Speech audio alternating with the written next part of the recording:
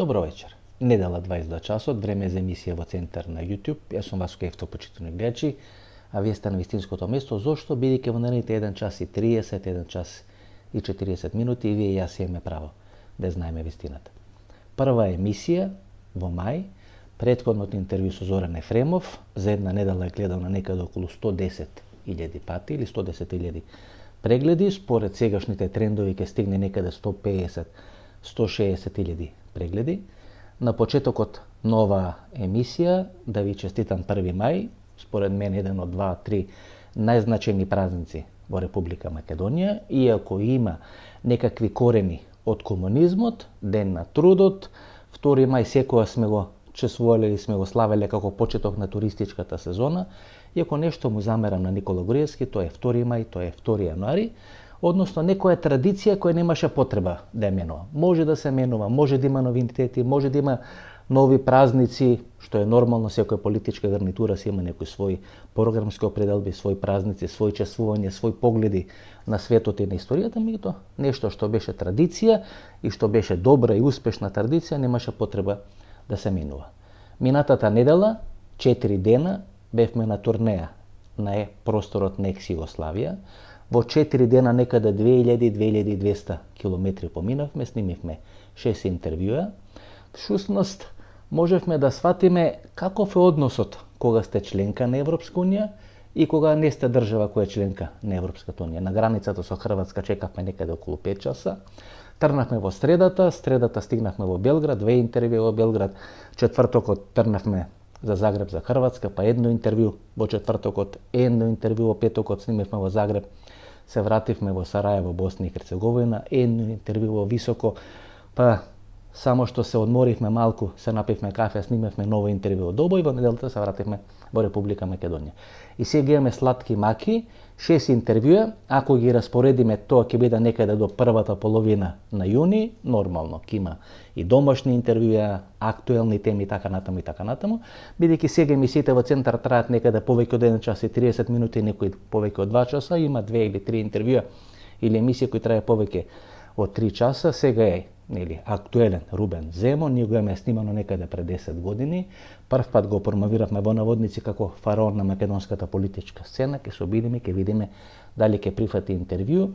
Многу актуелни теми ќе се случат во наредниот период, ќе нема уставни измени, власта влегува во некаква топовска завршница, опозицијата влегува во некоја каква топовска завршница, дали ќе има одредени нови движења во рамки на опозицијата, дали власта ќе направи уставни измени, че сите тие теми ќе бидат третирани во најголем дел во онредните политички анализи, секој вторник 2 часот и 30 минути, 150 денари, 160 денари, некаде околу 2 евра и 2,30 центи. Благовремено или први ќе ги добиете сите информации кои се поврзани со емисијата во Центар, со политичките настани во Република Македонија, во регионот и во светот. На почетокот на ова анализа 10-15 минути за тоа што се случува во и околу Република Македонија, војната во Персискиот залив и каде ќе се движи светот во наредните месеци или години. Гледате каква бура крена темата. Гоце Делчев, дали е мит, историска личност, македонец, битен за Македонија, така натаму. Иако ние како македонци на една анкета некаде пред 25-26 години, кога се прогласуваше, тоа беше анкета на Македонско сонце, ако не се лажем, на Јован Павловски, кога се прогласуваше која е најзначајна личност минатиот век за македонците и за Република Македонија, го прогласивме Крсте Петков Мисирков. Беше рангиран и Гоце Делчев, меѓутоа го прогласивме Крсте Петков Мисирков. Иако современата македонска држава се темили, се гради околу митот на Гоце Делчев. Ѓорги Гоце Делчев. Како што и секоја нација и секоја држава, бугарите Васил Левски, Караѓорđe или Обреновиќ, србите, Вукараđić може, хрватите исто, Бан Јелач и така натаму. Твртко босанците, Njegош Петровиќ, црногорците, значи Франце Прешерн, словенците, секоја нација избира мит и околу тој мит всушност го гради својот државотворен наратив. Тоа е една средба некаде почетокот на 90-тите години, се случува на Босфорот. Киро Глигоров и Сулеман Демирел, тогаш клучен играч на турската политичка сцена, И тоа е директно прашање на Сулейман Демирел до Кирил Горов околу кој мит ќе градите македонската нација. Ние тоа го имавме решено уште во времето на комунизмот, со враќањето на моштите на Гоце Делчев и закупувањето во манастирот Свети Спас, ние всушност дефиниравме околу кој мит ќе градиме современата македонска нација или современата македонска држава. Иако тука може да ви се најдат милион прашање зошто и затоа, меѓутоа тоа е определба, и околу тој мит ние градиме современата македонска држава. И гледате, сега на сцена се содрува два мита. Првиот тој е бугарскиот мит, кој се учи од прво оделение во бугарските училишта, дека македонците и бугарите се исто, и вие тешко може да се спротиставите на тој бугарски мит, бидејќи генерации и генерации се образувани на платформата, на темелите, на цоклето, на естаблишментот кој го гради тој мит дека македонците и бугарите се исто. И вие денес на Слави Трифунов или сите тие мали Слави Трифуновци во Бугарија, тешко ќе им објасните дека имате современа македонска нација, која е сосема различна од бугарската, дека има различна генеза, дека има различни корени, има различни историски траектории, може има некои допирни точки, меѓутоа во основа тоа се две различни нации со различни историски траектории како се градени. И вториот мит, тоа е македонскиот мит околу Ѓорги или Гоце Делчев, Кукуш, па дали има унијатство, па нема унијатство, па гледате закопане во црквата Свети Спас и така натаму и така натаму. И ние сите тие работи ги отфрламе. И кога ги спротиставите тие два мита, ви имате еден исцрпувачки конфликт помеѓу македонците и бугарите. Тоа бил, е и ќе биде исцрпувачки конфликт. Тешко ќе се најде решение, знаете. Вие тешко можете да ги задоволите двете страни. Во такви услови, кога имате еден таков исцрпувачки конфликт, двете нации или двете држави во различни временски периоди користеле услуги во наводници повика и пријател како во квизот Милионер, користеле услуги на две посилни или појаки држави или државотворни форми, конструкции и така натаму и така натаму. Во време на Тито и во време на СФР Југославија, ние како македонци ја користевме СФР Југославија, мокта на СФР Југославија, држава победничка во Втората светска војна, Тито како 1-4-5 историски личности кои се дефинирани како победници во Втората светска војна, движењето на неврзаните и Бугарија која е држава која е губитничка, едва и се спасува да не заврши на темна, најтемна страна на историјата во Втората светска војна. И имате Бугарија кој денес ја користи Европската унија. Значи Бугарија веројатно е посилна од Република Македонија и без поддршката и без помошта на Европската унија, меѓутоа со помош на Европската унија, кога успева или има шанса да наметнува услови, да наметнува правила, да наметнува одредени работи кои треба да бидат прифатени, и ние всушност имаме конфликт на две соседни држави, ние сме ја користеле СФР Југославија, тие ја користат сега Европската унија, и тоа делува како конфликт кој тешко може да биде решлив во наредниот период. И тоа е најисцрпувачкиот конфликт низ кој поминува македонското општество, како што сега стојат работите. Тоа нема да се реши ни составање на бугарите во уставот на Република Македонија, како што сега стојат работите, тоа мене ми делува прилично нејасно, прилично нерешливо, прилично конфликтно, генерации кои се образовани, кои се форматирани во еден таков правец.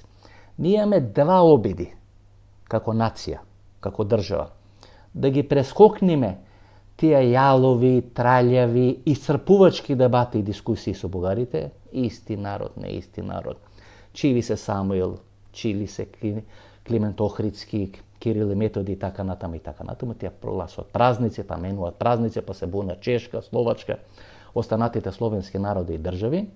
Значи во време на Никола Груевски ние зачекоруваме во сферата или во зоната на античка Македонија. Че сакаме да ја прескокнеме таа средновековна и понова македонска историја, која во наводници исцрпувачки треба да ја боксираме, да се бориме со неа или за неа со бугарите. И бугарите, гледате, прават вицови, прават карикатури со тој антички период или период на антиквизација на Република Македонија.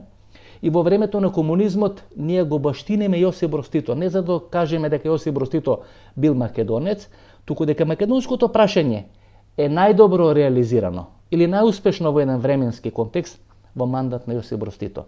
И тоа се две личности кои се најомразени кај бугарите Јосип Броз Тито и Александар Македонски.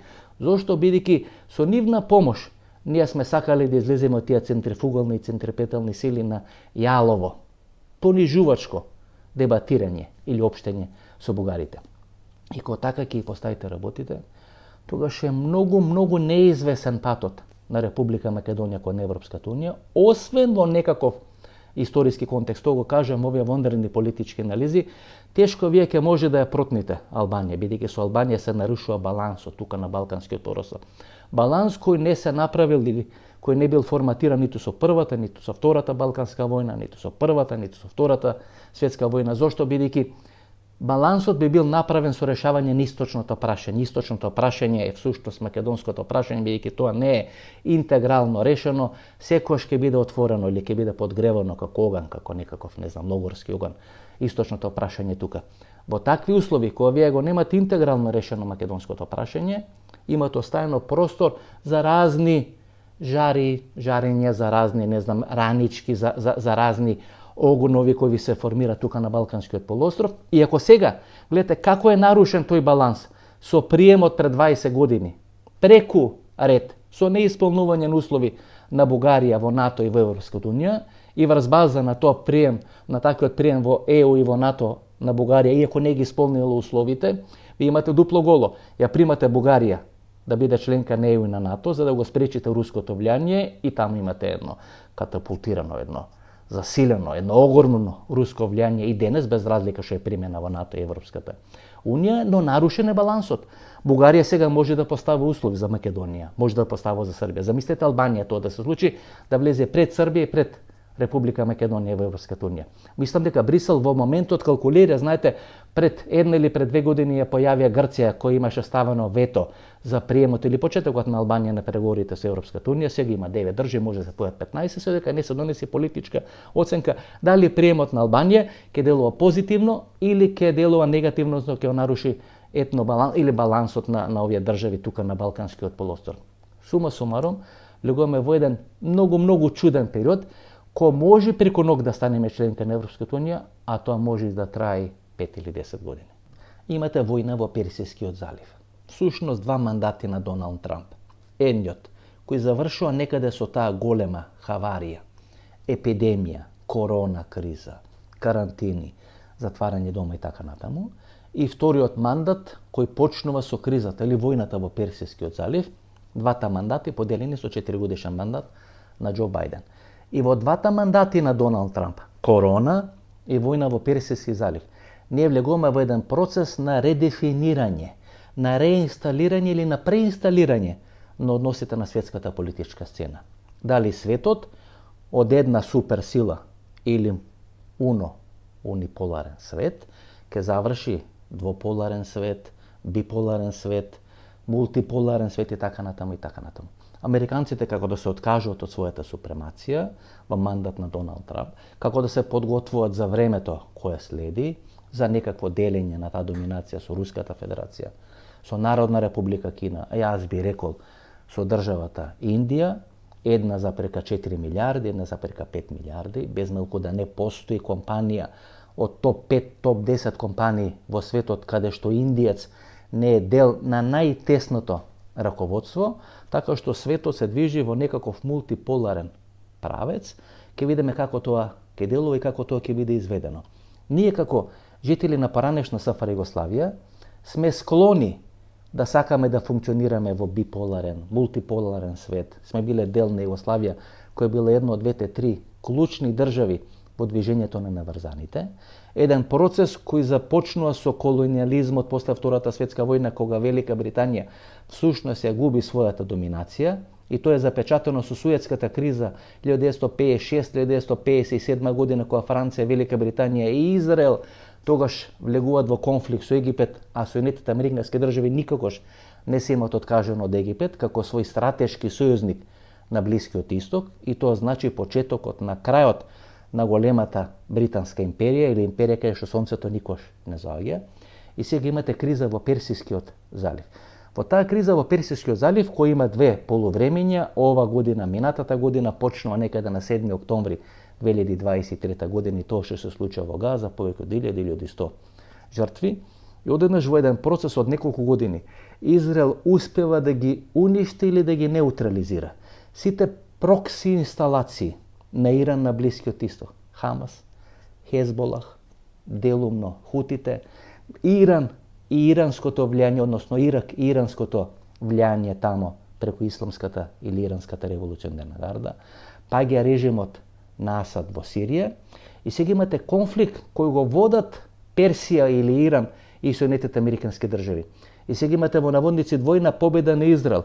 Се уништува државата Иран, се уништува незиниот нуклеарен потенцијал, плюс ја скарува државата Иран со сите потенцијални сојузници во Персискиот залив. Оман, Бахрейн, Обединетите Арапски Емирати, Катар, Кувајт и така натаму, односно мали државички кои во наводници плаќа политички или безбедносен рекет на Иран, ако не плаќа на Иран, плаќа на Хезболах, на Хамас, на Хутите и така натаму, и така натаму. Така што Израел ја оствари својата стратешка цел или стратешки цели и ние сега полека ќе влегуваме во некаква топовска завршница или тенковска завршница или авионска завршница, кога целиот регион, кој всушност не требаше да биде бензинска пумпа на Америка, и тоа беше главната иранска стратегија, да ги нападне овие мали персиски државички, кои се сојузници или стратешки партнери на американците, да ги принуди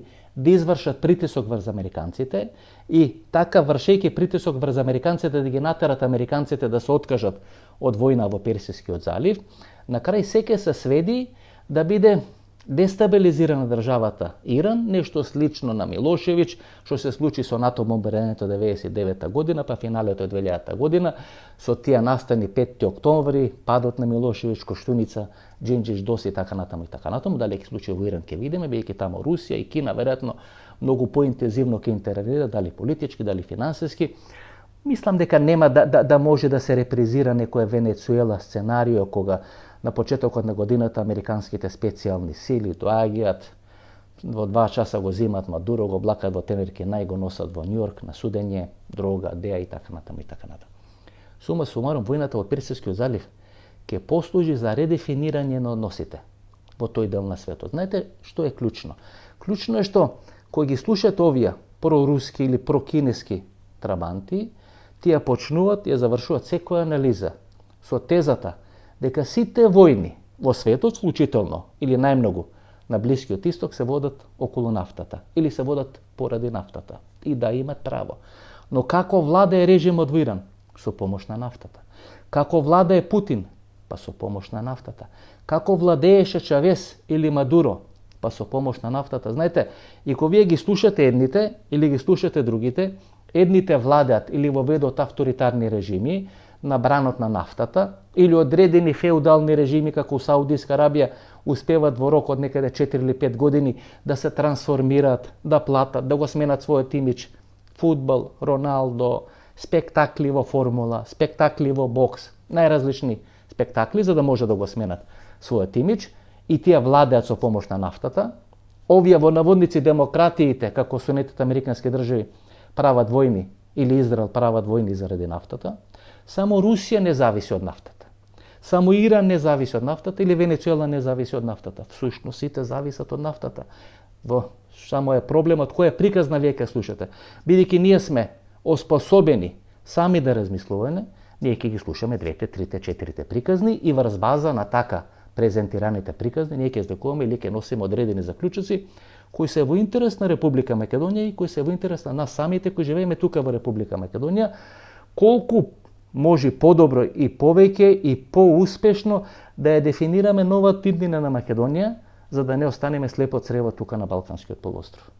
Во вторник ќе имаме една одлична вонредна политичка анализа на тема првиот пораз на премиерот Христијан Мицкоски како председател на владата на Република Македонија.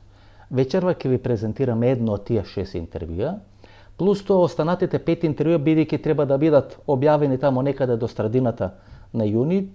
Најголем дел од нив траат повеќе од 1 час и 30 минути или повеќе од 2 часа, така што не можеме да ги ставиме на купчи и во една или во 2 или во 3 емисии сите тие да бидат објавени или да бидат емитувани. Така што мали парчиња по 2 по 3 минути од сите тие интервјуа ќе бидат објавени вечерва, за да може да видите за кој интервјуа станува збор, за што ќе се дебатира и за да можете на време да си купите пуканки или да бидете подготвени за да можете да ги гледате тие интервјуа. Одлични 6 целовечерни интервјуа. Наредната недела ќе имаме интервју со Давор Домазет Лошо, адмирал Давор Домазет Лошо. Една клучна фигура. Началник на Хрватскиот генералштаб, еден од креаторите на тие војни за ослободување на Хрватска, се промовира во изминатите неколку години за еден од клучните геополитички стратези за прашање Русија, за прашање Балканот, за Блискиот Исток и така натаму и така натаму. Всушност него и Дарко Трифуновиќ ќе ги споиме, значи наредната недела ќе биде Давор Домазет Лошо, таа недела или за 2 недели ќе биде Дарко Трифуновиќ, едниот во наводници многу повеќе наклонет кон руско-кинеските, персиско или иранските погледи на процесите и на работите. Дарко Трифуновиќ ќе не го објасни, ќе не го дефинира израелскиот модел, како всушност функционира Мосад, која е улогата на Мосад, военото разузнавање, како е устроена државата Израел, што можеме да очекуваме. Минатиот месец тоа имаше во наводници една тајна безбедносна конференција во Белград на исклучително високо ниво, каде што беше, или таа беше затворена за очите на јавноста и каде што отворено се дебатира за сите клучни работи, кои цели се бомбардират во Иран, зошто се прави тоа, од каде почнува све. Некои поранешни израелски амбасадори или војно-безбедносни експерти биле присутни на таа конференција и луѓето кои учествувале или кои биле поканети како безбедносни експерти на таа конференција вела дека одамна се нема случајно таква безбедносна конференција на овој дел или во овој дел на Европа, така што 2 интервјуа, едното трае околу 2 часа, другото трае околу 1 час и 45, 1 час и 50 минути. Сега мали парчења по 2, по 3 минути, Давор Домазет Лошо и Дарко Трифуновиќ. Уживајте во овие парчења од нивните интервјуи. Атлантски океан остае пасе. Пасе, То да. Зашто? Jer je Euroazija, zato se zove Euroazija, Eurazijska šahovska ploča geopolitička. Zato jer je to najveća površina planete Zemlje kopneno. Inače, dragi moji, u Makedoniji znamo sve, učili smo u školi. 70% je more, 30% je kopno. Gospodar je onaj veliki ko vlada morima, a ne na kopnu. Najbolje vladati mora ako imaš ti 17 točaka koji se nalazi na spoju mora i kopna. To su ti geostrateški. Dobro, admirale, sad ovo sakam da... Vidim da vas, Vasko, da vas je ovako malo ovo zainteresiralo. Vidite, počnuva so kriza Grenland. Tako je. Pa gore, neli, severен pol i така натаму и така натаму. И се крeva тензијата. Војна ке има, па Данска, па министар за надворешни работи на Данска оди во Америка, во Вашингтон, па примен, па не премине така натаму. Па дали ке влезат во Канада? И одеднаш се стишува целата таа приказна. Има војна во Иран. А за северен пол горе, нели тамо. Кој е стратешкото значење? To je izuzetno strateško značenje. Da me to razumijelo, vratim, posjeća na onaj susret predsjednika Trumpa i predsjednika Putina u Anchorageu na Aljaski. Dakle, to je. E sad, zamislimo doćemo iznad globusa, gore na sjeverni pol, pa pogled. Da. Što ćemo, kad bacimo pogled, što ćemo vidjeti oko sjevernog pola? Vidjet ćemo more, gotovo kružnica. Evo, recimo, kao ovaj stol. Evo, recimo, ja sam, ajde ovdje... Vi se od jedna, ja od druge strane. Jedne strane. A te dvije strane su jedna Amerika i jedna Rusija. Kad pogledaš to, kad vidiš kopno prvo koje okružuje, je više od 50, negdje tu, 2, 3, 5% je Rusija. Ona je već tu. S druge strane, tko je? Sjedinjene Američke Države, Aljaska, jel tako? Kanada, Grenland i nešto malo Norveška. A koja je glavna komunikacija se želi otvoriti? Već ona sad je. To je ovaj sjeverni ledeni put koji ide od Kine, kod Beringov prolaz, Rusija sve kupna i izlazi kod Norveške. To je najkraći put između Atlantika i istočnog Tihog oceana, istočnog Pacifika. I sad, Rusija je moćna, ona je već tu, ona ima snage za ratovanje u arktičkim uslovima. Recimo, nema nitko oružne sustave, da su oni ispitani, da mogu raditi jednako, ne znam, na plus 40 ili minus 50, što mogu ruski. To Amerikanci. Rusi imaju 60 ledolomaca. Amerikanci imaju samo jedan. Znači se menuva... Da, ali da bi oni ušli u igru. Amerika zato hoće Grenland i zato hoće Kanadu, ono što smo mi govorili na početku, da ona ima jednako, recimo 50% Amerikanci kontroliraju 50%, a Rusi već kontroliraju 50% i onda su oni glavni pregovarači. Ne, oni su glavni igrači, strateški sve izbačeni vani. Šta ćemo mi vama razgovarati? Mi ćemo dijeliti, a tamo ima i resursa, i nafte, i rijetkih metala, to je tek neistraženo, sad treba krenuti. Dakle, to je podjela velika. Da li 35 koliko godini posle padot na Berlinskoj zid i na železната завеса, Русите победуват во новата фаза? Во новата војна на Европа? Ne baš, oni nemaju kapacitet da kada dođu do neke pobjede da je održe. Nije problem kako vi da pobedite, nego je problem kako da održite taj talas pobjede i kako da, što kažu, dobijete benefit od toga. Njihove pobjede su bile trenutne, preko trenutnih igrača, zasnovane na energetici, organizovanom kriminalu, ruskom uticaju na levičarsko-desničarske organizacije, ali na duže staze, čak i na srednje staze, vi ne možete da održite taj režim. Zašto? Zato što, vidjelo se i u Mađarskoj, ovo je neka srednja staza, Orban nije duža staza bio, bez obzira na koliko je bio 14 i nešto godina, ali prosto narod se okrenuo. Oni jesu uspostavili sistem da vladaju Mađarskom. Napravili su kompletno parastrukturu rusku u Mađarskoj. Banke su napravili, recimo neka International Investment Bank, ona je bila paravan za ruske banke preko koji su radili operacije. Iz NIS-a našeg izvlače, pa šta rade sa naftnom industrijom Srbije? Najveća perionica para, pa oni izvlače sve živo. Upropastili su Srbiju sa naftnom industrijom i mi smo jedina mazohistička država u regionu koja plaća gorivo tom NIS-u da bi NIS finansirao te ekstremne radikalne grupe. Pazite. Во авиокомпании влегува, во банки влегува, Алте банка сега, ние не знаеме кој све стои позита Алте банка, влезе во Стопанска банка, Битола во Република Македонија. Питање колко ќе то граѓани да трпе. Два од трите главни акционери на таа банка, Стопанска банка, Битола, се ставени на американската црна листа. Видите, то се сериозни процеси. Имају среќу što NATO više nije NATO i Amerika više nije Amerika.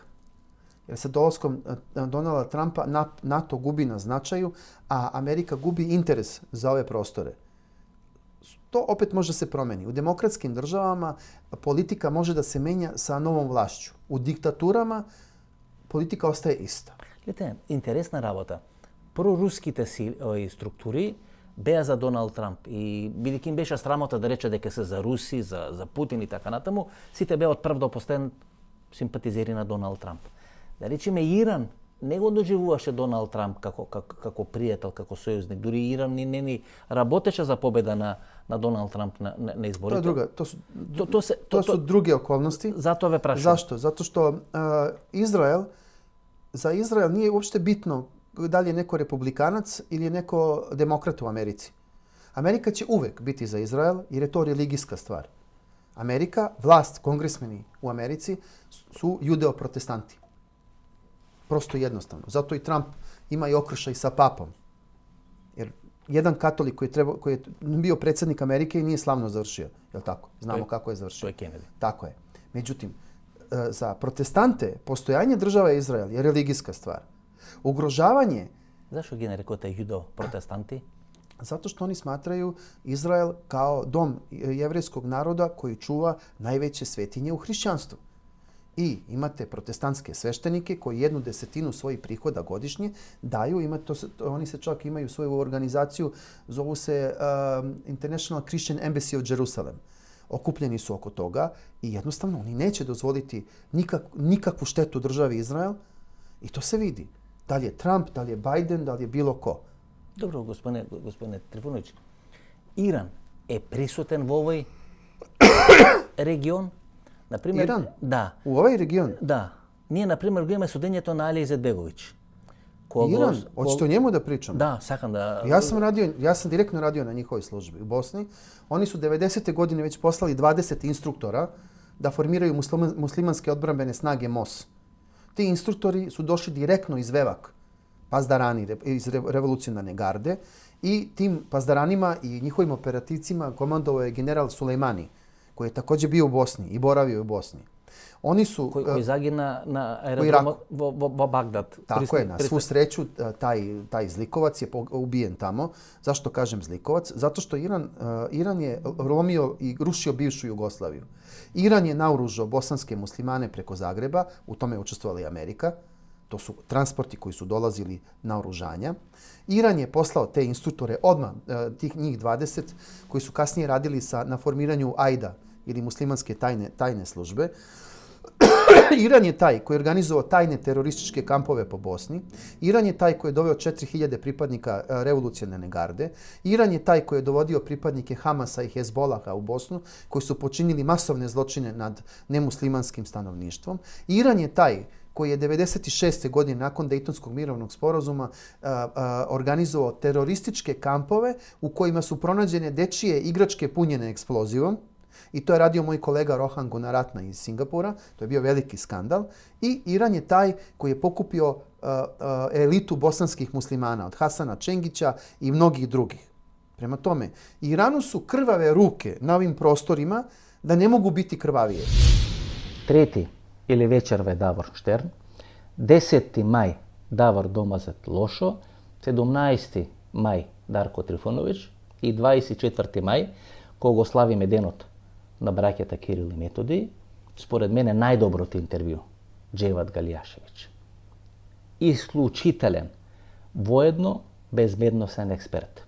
Благо наклонет кон Руската Федерација, со добри релации со Милорад Додик, често престојува во Руската Федерација. Гледате, но кој имате добри релации со Милорад Додик и често престојувате во Руската Федерација, вие се обидувате да балансирате, бидејќи Додик се спасува од американската црна листа со помош на тој израелско лоби и во Вашингтон и во Тел Авив. Гледате сега, пред 7 или пред 8 дена имаше една посета на Соединетите американски држави, значи од црна листа, посета на Соединетите американски држави, дел на семејството на Доналд Трамп пред 3 недели му доаѓа во наводници на баци рака во Република Српска и во Бања Лука, велат платил 10-15, некои велат 50 милиони долари, успеа да се излече од американската црна листа, успеа, нели се испазари, се повлече од политичката сцена, не е на некои високи функции во Република Српска или во државата Босна и Херцеговина, се уште е прв човек на политичката партија или неговата политичка партија.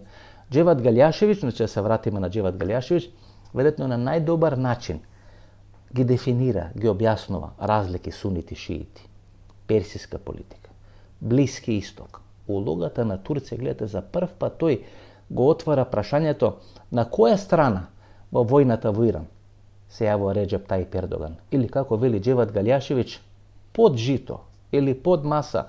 Турција всушност има возможи и на Израел и на Соединетите американски држави со користење на нејзина логистика, не мора да е на територија на Турција, туку на одредени подрачја каде што Турција има некаква доминација или има некаква контрола, да може да извршат напад на Персискиот залив. Така што интервјуто со Джевад Галијашевиќ, кој го снимаме во Добој, кој трае некаде 1 час и 30 минути, едно изворедно интервју. Во еден здив, што се вели, без да трепнете ќе го изгледате тој интервју, бидејќи на 24. мај може да го искомбинираме со некоја 30-40 минути домашно интервју, така што сега за почеток 2-3 минути од Дитор со Галијашевиќ, за да знаете што може да ве чека или што може да гледате на 24. мај. Израел влегува во процес против Хамас, процес против Хезболах, Хутите, Сирија паѓа раководството и влегуваат лани еден напад, ова година војна во Персискиот залив. Имаше ли маневрски простор Израел да направи нешто ново? Па, Израел има највеći problem teritorijalne veličine. Dakle, to je zemlja bez strateške dubine. I Izrael mora graditi sebi stratešku dubinu na neprijateljskoj teritoriji. Jer ako vi uzmete u obzir da je Izrael sa svim ovim teritorijalnim proširenjima na Golanskoj visoravni pa i do Damaska manji od Republike Srpske površine. Znači može se presjeći Može se presjeti na više mjesta. Na mjesta. Dakle, on je, dakle, nije fikcija nekih radikalnih političara u Izraelu da su oni kao ugroženi, pa to su oni umislili. Ne, oni jesu ugroženi. Dakle, Izrael ima teško iskustvo Drugog svjetskog rata i ima na svojim granicama gotovo pola milijarde 500 miliona Arapa, koji su u stvari simbol ne samo energetske moći i financijske moći, nego i simbol globalnog terorizma. Sve globalne terorističke organizacije su arapske. Od muslimanske braće do Al-Kaide, dakle, Isila, Al-Nusre i tako dalje, i Hejetu Tahrir Šam, njihove velike koalicije. Izrael je ugrožen od njih, zaista. Ugrožen je od Hamasa, ugrožen je od tih ogranaka muslimanske braće. A istovremeno ugrožen je od Irana koji ga ne priznaje. Iran se u stvari preko Bosne i Hercegovine umiješao među sunite, a preko palestinskog pitanja je ušao, dakle, dodatno među Arape. I to je neprihvatljivo. Znate, Iran i Arapi su dugovjekovnom neprijateljstvu. To je malo poznato. Mi govorimo o staroj civilizaciji, Perzijsko carstvo. I Perzijsko carstvo se prvi put pojavljuje u 5. vijeku prije nove ere kao Ahemedinsko carstvo pod Kirom Velikim. Ali ono funkcioniše 1100 godina. Poslije toga ga Arapi osvajaju i 850 godina nema Perzijskog carstva. Arapi ga kontrolišu. 850 godina. 1501. tek obnovit će se, dakle, ono što zovemo iranska ili perzijska država i postati carstvo. Dakle, praktično od 650. godine do 1501. 850 godina. To je, dakle, i ta neprijateljstva imaju, dakle, svoje duboke civilizacijske korijene u smislu odnosa Perzijanci i Arapi, a imaju i dodatno kroz islam svoje poruke u relaciji šiti-suniti. Zato za Iran, kao i za Izrael, kada Izraelu dodate Sjedinjene Američke Države i dodate zapadni svijet, onda vi više ni Iran ne možete ubjeđivati da nisu i oni egzistencijalno ugroženi. Mi sad imamo rat dvije egzistencijalno ugrožene države. Izrael je konstantno egzistencijalno ugrožen i od Arapa i od Irana. Sa Amerikom zajedno i sa zapadnim svijetom iza leđa oni ugrožavaju opstanak Irana. Golem Izrael, floskula, veliki... To je, ja mislim, prazna priča. Evo, vjerujte mi. Jer Izrael nema hoće... stanovništva. Nema stanovništva. Ma nema stanovništva za tu 10-12 milijoni, koliko se ti? Da, 10, 12, ali to je, mislim da je to prenaduvana priča, da to bi najlakše bilo objasniti tako Izrael želi teritorijalna, ali ova teritorijalna pomjeranja su beznačajna. Gospodine Gljašić, kako da definiramo, gledajte, Iran v momentot, evo konflikt su Arapite, ovje zalivski državi, i vo konflikt su Izrael. I vo konflikt su Amerikancite. Sušnost Izrael je realiziraše svoja ta strategija. Da go skara Iran i su Arapite i su međunarodna zajednica. Tako. To jeste za Izrael, ovo jeste idealna situacija. Dakle, oni sa Amerikancima slabe iransku vojnu moć, geostrateški je bacaju Irana kolje. Iran ne može reći mi smo pobjedili, a da istovremeno imate 118.000 razrušenih objekata. Da imate 22.000 srušenih javnih objekata od javnog značaja, da imate 350 srušenih škola, bolnica i tako dalje. Dakle, ne možete reći mi smo pobjedili. Obezglavljena vojni vrh, politički vrh, mornarica, desetkovana avijacija, protivvazdušna odbrana. Da, ali Iran ima potencijal nanošenja štete još uvijek. Pa prema tome, ni druga strana sada ne može reći, ni Amerikanci ne mogu reći mi smo pobjedili kada trpe posljedice na dva najvažnija mjesta. Dakle, jedno je ekonomska šteta koju dolar kao sredstvo plaćanja energenata, kao zamjensko sredstvo, kao globalna valuta, trpi zbog garancija koje petrodolar treba da ima sa Bliskog istoka, od OPEC-a, od proizvođača i distributera nafte. Dakle, i pogotovo kad je riječ o zaustavljanju transporta, kad je riječ o Hormuškom tjesnacu, o blokadi Hormuza. Dakle, Amerika tu trpi veliku ekonomsku štetu koja nije trenutno vidljiva, ali je moguće pratiti kroz standard Amerikanaca, kroz cijenu nafte sada koja raste i u Sjedinjenim Američkim Državama, iako ona formalno ne bi trebala zavisiti niti zavisi od bliskoistočne nafte. Ima svoje rezervi. Da, znači... ali politička šteta koju administracija trpi je velika. И останат уште две интервјуа. Велимир Велја Абрамовиќ и Самир Османагич. Велимир Велја Абрамовиќ, според мене, со една нога е во води на генијалец. Има докторирано тука во Скопје во Република Македонија, Лајбниц, кај Ферит Мухич, значи една исклучително мокна интелектуална фигура, декан на Факултетот за драмски уметности, експерт за филозофијата на филмот и всушност преку филозофијата на филмот или преку филозофијата на драматургијата во филмот може да ги креира, може да ги рангира, може да ги објаснува сите процеси.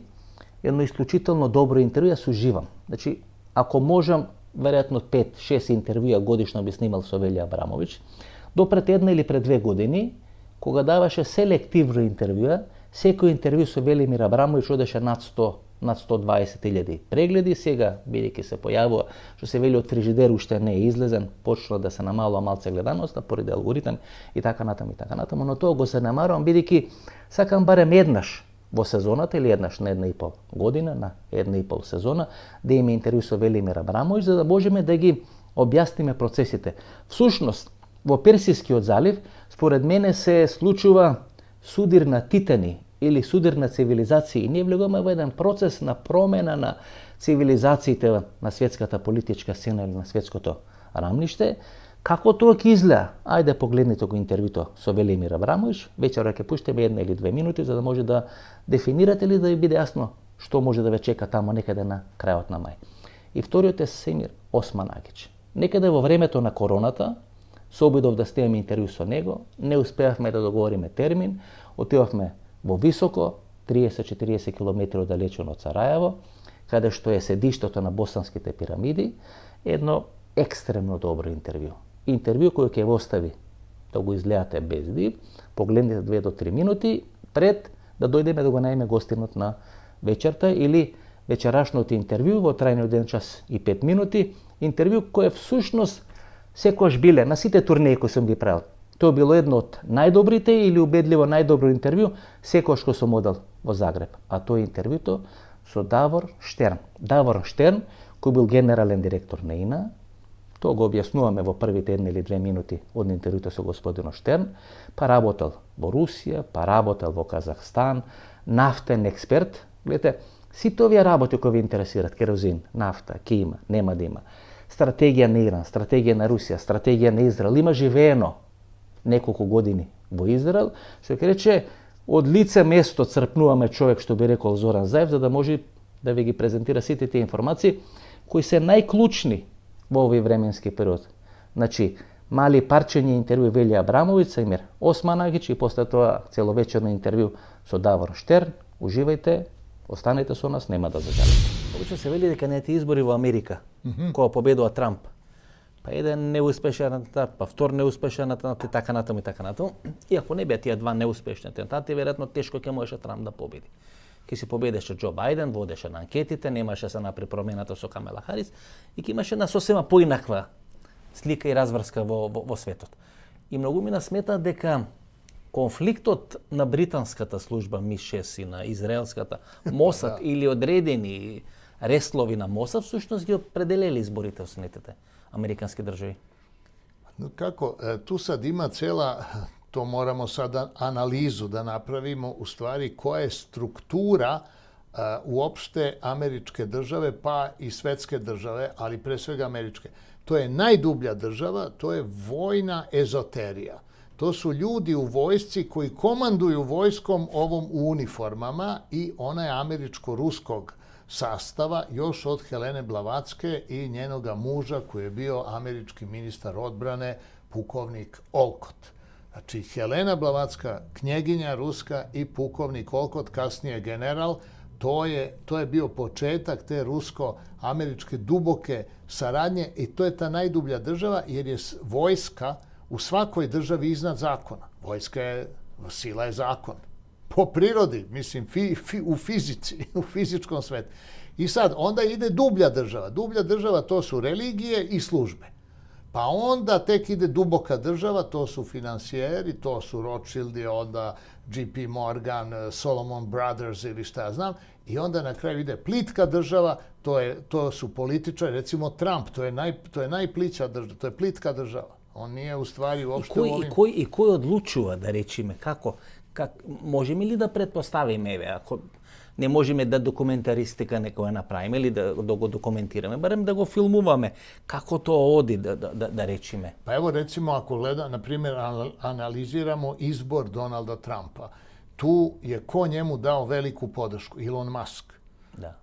Elon Musk je teozof, to je teozofska linija iz Južne Afrike, a teozofi su u stvari ezoterijsko jezgro ruske masonerije koje je de facto to upravno, da kažem, samo idejno jezgro ruske vojne obaveštajne službe.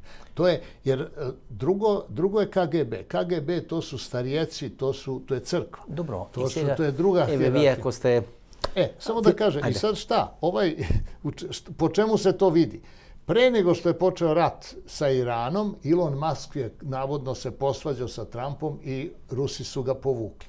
Jer nisu hteli da daju javnu podršku, da kažem, napadu Amerike na Iran.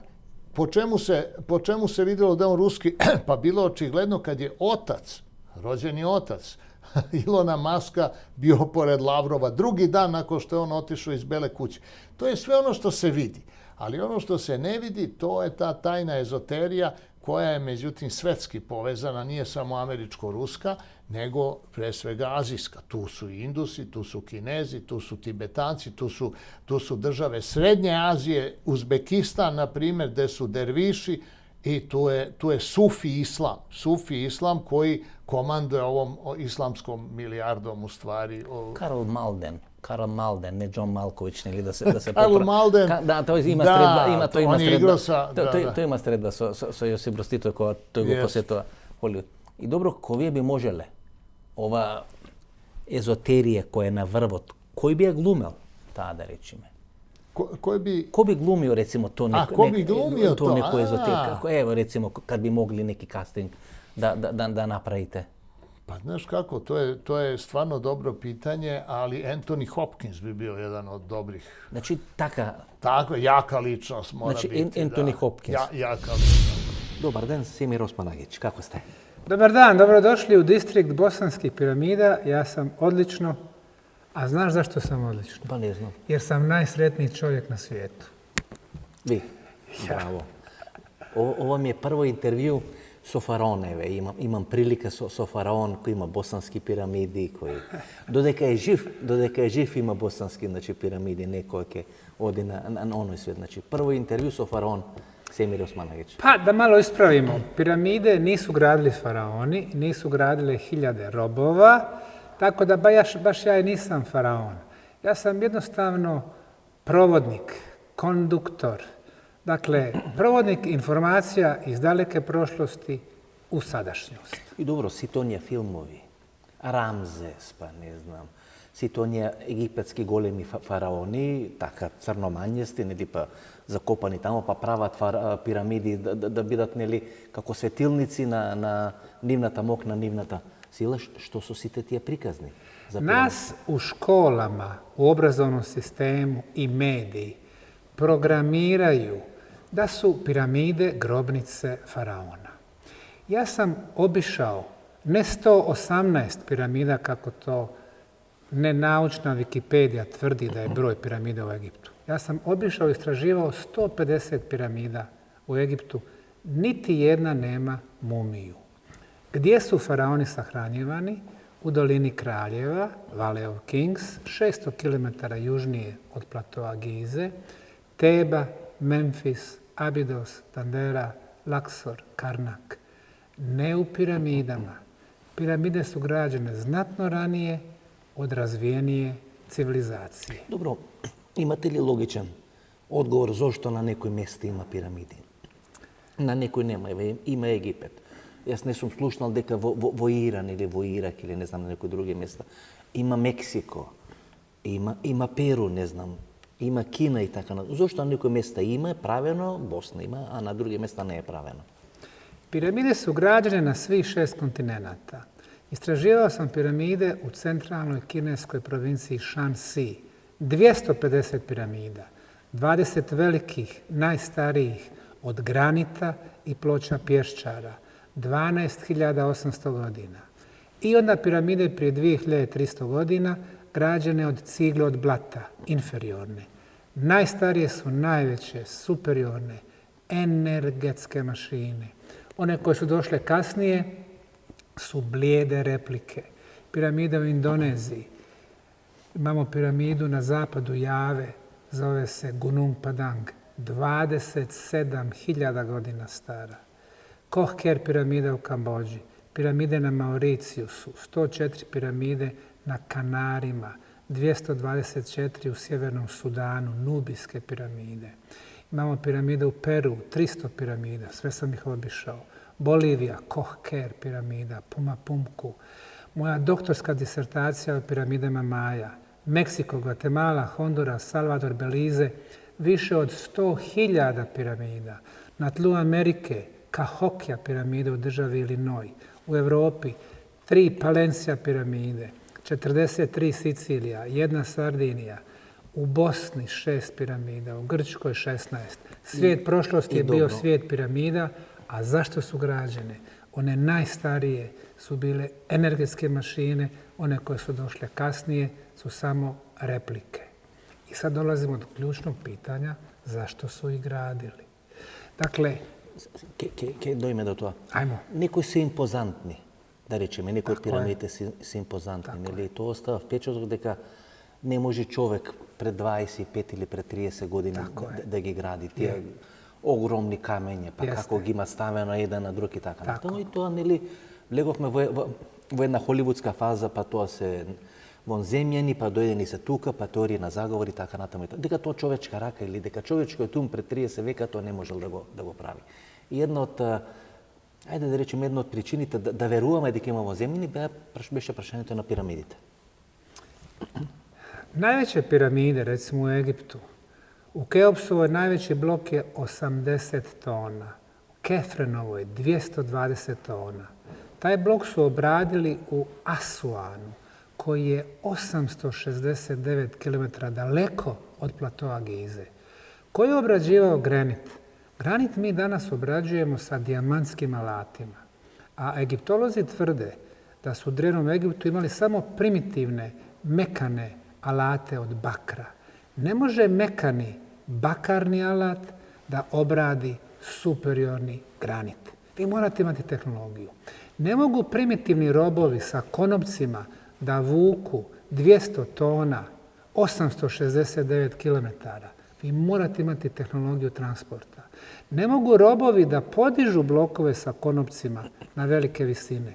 Dakle, morate imati tehnološki razvijenu civilizaciju, a to nije bila faraonska. Te su piramide u Egiptu građene znatno prije 4.500 godina. Vjerovatno desetine hiljada godina unatrag od strane razvijenije civilizacije. Isto tako u Meksiku, Teotihuacan, ogromne piramide Sunca, Mjeseca, Quetzalcoatla. Isto tako u Boliviji, isto tako u Indoneziji. Mi moramo promijeniti istoriju. Nas uče da smo prije 10, 20 hiljada godina bili primitivni na pećinskom nivou, a danas smo najinteligentniji, najpametniji, najljepši. Krivo. Istorija čovječanstva nije linearna, već ciklus za ciklusom za ciklusom. Čovječanstvo bi dostizalo vrhunce, dolazili bi velike globalne katastrofe, uništili sve, 99% čovječanstva i kretali bi ispočetka. Dobar dan, Davor Štern. Dobar dan. Kako ste? Hvala na pitanju, odlično. Evo, mi snijemo koliko već? 10 godina na svake 2, na svake 3 godine. Imamo već tradiciju. Tradicija, no doga mlada publika, mlada generacija se pomalku ne znaje. Kratko. Ako hoće slušati i gledati. Kratko, ovo 1 minuta. Možete li lična karta ko je Davor Štern, za da može publikata da znaje kojim gi kažu svi te analizi povezani su nafta, to što je najaktuelno danas. Da, rođen u Zagrebu prije 79 godina. Živio u Izraelu jedno 14 godina kao dijete, onda smo se vratili u Hrvatsku, završio gimnaziju, fakultet, rudarsko-geološko-naftni fakultet, radio sam u INI, onda sam bio predstavnik INE u Rusiji nekoliko godina, pa sam ostao u Rusiji, radio za američke kompanije, dvije velike trgovačke kompanije, Glencore i Philip Brothers. A vratio sam se u Hrvatsku početkom Domovinskog rata. Bio sam nešto kratko vreme u politici, bio sam pomoćnik ministra vanjskih poslova Hrvatske, bio sam ministar gospodarstva. Nakon toga sam bio direktor INA-e do 2000. godine, onda je došlo do političkih promjena, slijedom čega sam ja otišao ponovo u Rusiju raditi za drugu najveću rusku naftnu kompaniju TNK, koja je u međuvremenu prodana bila BP-u, engleskom BP-u. Vratio sam se u Hrvatsku u 2004. pa i od onda sam napravio nekoliko projekata. U mirovini sam, ali još uvijek aktivan. Počasni konzul Filipina, tako, imam dosta posla i još uvijek radim dosta velike projekte. Ne mirujem. Mislim da čovjek kad odlazi u mirovinu ne treba prestati raditi, mora nešto raditi. Gospodine Šterno, što se veli, si vi polno kako brod. Nije taka koристиме некоја изрека, си ви полно како брод. Има две држави кои се многу битни, нели? Едната Израел се живееле 14 година, втората Филипини полека станува една од клучните држави таму во Пацификот. Посебно во оваа ера Кина, Америка, Јапонија, Филипини кој веќе има повеќе од 100 милиони жители, ако не се 120 милиони, Манила и така натаму. Од коих преко 12 милиона ради у иноземству. Највеći извор прихода Филипина су дознаке из иноземства. Oni su poznati kao jako dobri pomorci. Nema nijednog broda na svijetu na kome nema Filipinaca. U Hrvatskoj ih momentalno ima 18.000. Uglavnom rade u hotelima, u njezi starijih osoba, u ugostiteljstvu. Nešto na građevinama, ali nisu dobri graditelji. Nepalci su bolji od Filipinaca upravo u tim poslovima.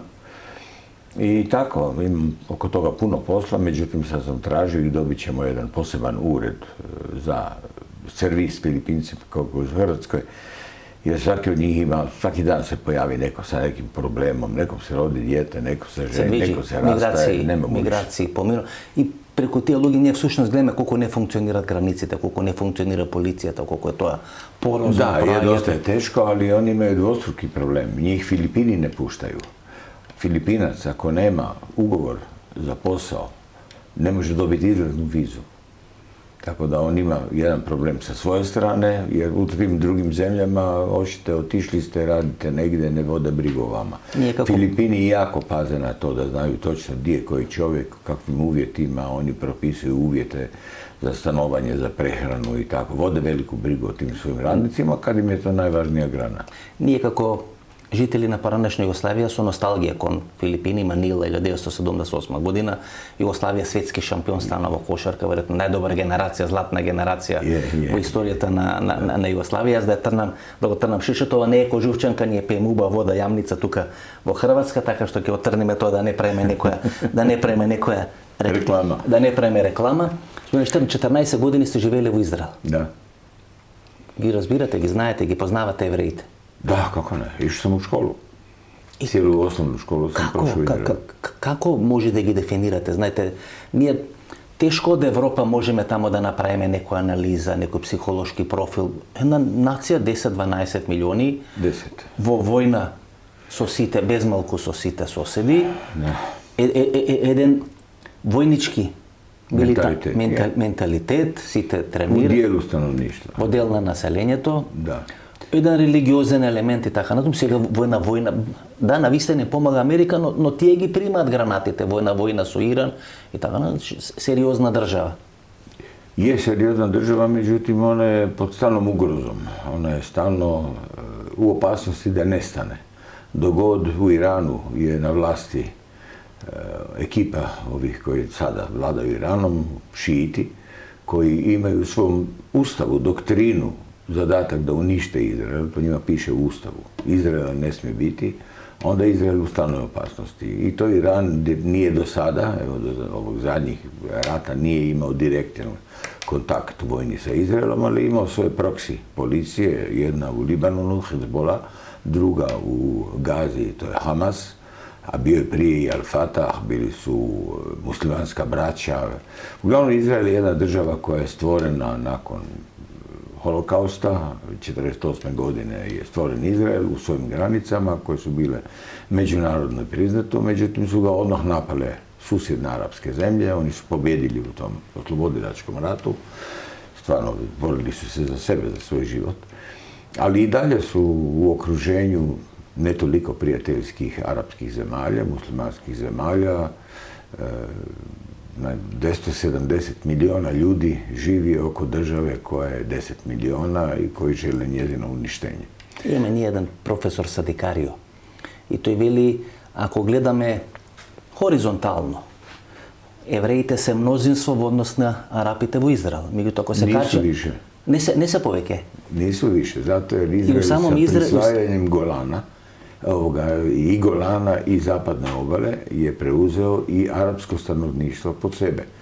Tako da Izrael duboko podijeljena država na nekoliko razina. Ako prvo je podijeljeno između Židova i muslimana. Muslimana sad ima otprilike oko 3 milijuna u Izraelu. Onda imate još Beduine, Druze i tako pa par 100.000. I ono što je najgore, postoji podjela u židovskom narodu gdje su se podijelili na ove svjetovne židove, znači koji ne drže puno do vjere, vjeruju u Boga, oni koji su židovi, i ove ortodoksne židove, one što mi zovemo židovi sa onim svojim načinom oblačenja, ponašanja, kojih je već skoro 1,5 milijuna. A oni su u stvari veći problem Izraelu nego muslimani koji žive u Izraelu. Jer ti ljudi dobili su pravo, kad se osnovala država Izrael, pošto su oni bili nosioci židovske vjere, oni su dobili pravo da ne idu u vojsku, da ne plaćaju poreze, da ih država izdašno pomaže u tim svojim učenjem Tore, Biblije. A tada ih je bilo malo. Međutim, oni se rađaju velikim tempom. Njima je prosjek 6,4 djece po obitelji. 6,4. Tako da su se oni u to vrijeme od osnutka države do danas namnožili i ono što je najgore, oni su partneri Netanjahu u koaliciji. Tako da nijedna stvar u Izraelu, u izraelskoj politici ne može proći bez njih. Čuvena su 2 imena njih koji nose taj pokret, to je Ben Gvir, koji je ministar policije, i Smotrić, koji je ministar financije. I oni su apsolutno protiv ovog drugog dijela Izraela koji se smatra ljevičarem. Ovi su kao desničari, ovi su ljevičari. I jedan od velikih uzroka problema u Izraelu je upravo ta podjela. Međutim, uz cijeli taj rat koji već traje jako dugo, Izrael je izgubio puno ljudi, svi su u vojsci, ekonomija cvjeta. Vrijednost njihovog šekela u Izraelu, da. Vrijednost šekela svakim danom raste u odnosu na američki dolar, jer oni su se na vrijeme preorijentirali od naranđa, limuna i agrikulture na tehnologiju, na AI, na IT. A to se radi bez obzira na to da li nad vama lete rakete ili ne. Vi ste povezani sa cijelim svijetom, tako da većina tehnoloških novosti u našim telefonima, kompjuterima, umjetnoj inteligenciji upravo se stvara u Izraelu i taj dio nije ugrožen sa ratom. Ние, например, учевме на времето модерно земјоделство треба да го следиме примерот на Израел, нели, па пустината ја Oni to i dalje rade. дека ја Oni направи apsolutno to i dalje rade, ali nije osnova gospodarstva. Сега веќе одат на високо ниво на технологија, IT и така натаму. Počelo je s tim da su oni praktički cijeli Izrael, 90% Izraela ima vodu iz desalinizacije mora. Inače u Izraelu je bio najveći problem voda. Им изградија водовод и до Јордан, нели? Tako rijeka Jordan je u međuvremenu postala puno manje nego što je bila, ali Izrael ima velike uređaje desalinizacije vode. Ja sam bio na 2 od njih. To je upravo nevjerovatno da jedna cijev koja ide u more na 2 kilometra od tog samog pogona, vi u pogonu otvorite pipu i pijete čistu slatku vodu, još više kvalitete nego ono što mi imamo u gradovima. Како беше оној виц што кажувавме во комунизмот, ставите прасе, свинчи, излегуваат кобасици и тука, значи, пуштите солена вода, излегува... I došla je voda i s tim se navodnjavaju polja. Čak ne, nego su oni izmislili sustav da se otpadne vode ne čiste do kraja, nego se dio otpadnih voda sa organskim tvarima koristi kao gnojivo na po 200 km takvog cjevovoda od Tel Aviva, od najvećeg grada Izraela, ide dole do granice sa Gazom i time se navodnjava cijela taj dio pustinje koji je postao zelen, da si ne možete zamisliti. Dobro, ova forma na kibuci, na takov način, бидејќи на една таква територија се случува на 7 октомври пред 2,5 години скоро, грозоморниот, нели? Од кај што почнува целиот расплет на таа прво Израел во однос на Хамас, па во однос на Хезболах, сите тие прокси групи, па падот на режимот на Асад во Сирија и на крај, нели, ланската, по ова година војната со Иран.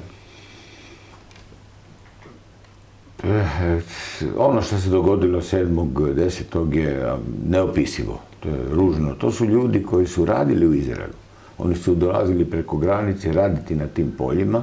Izraelci su ih plaćali. Onda jedan dan su odlučili da će napasti Izrael. Upali su na jednu veliku kulturnu priredbu, nazovite kao nekakav Woodstock mali, zvala se Nova.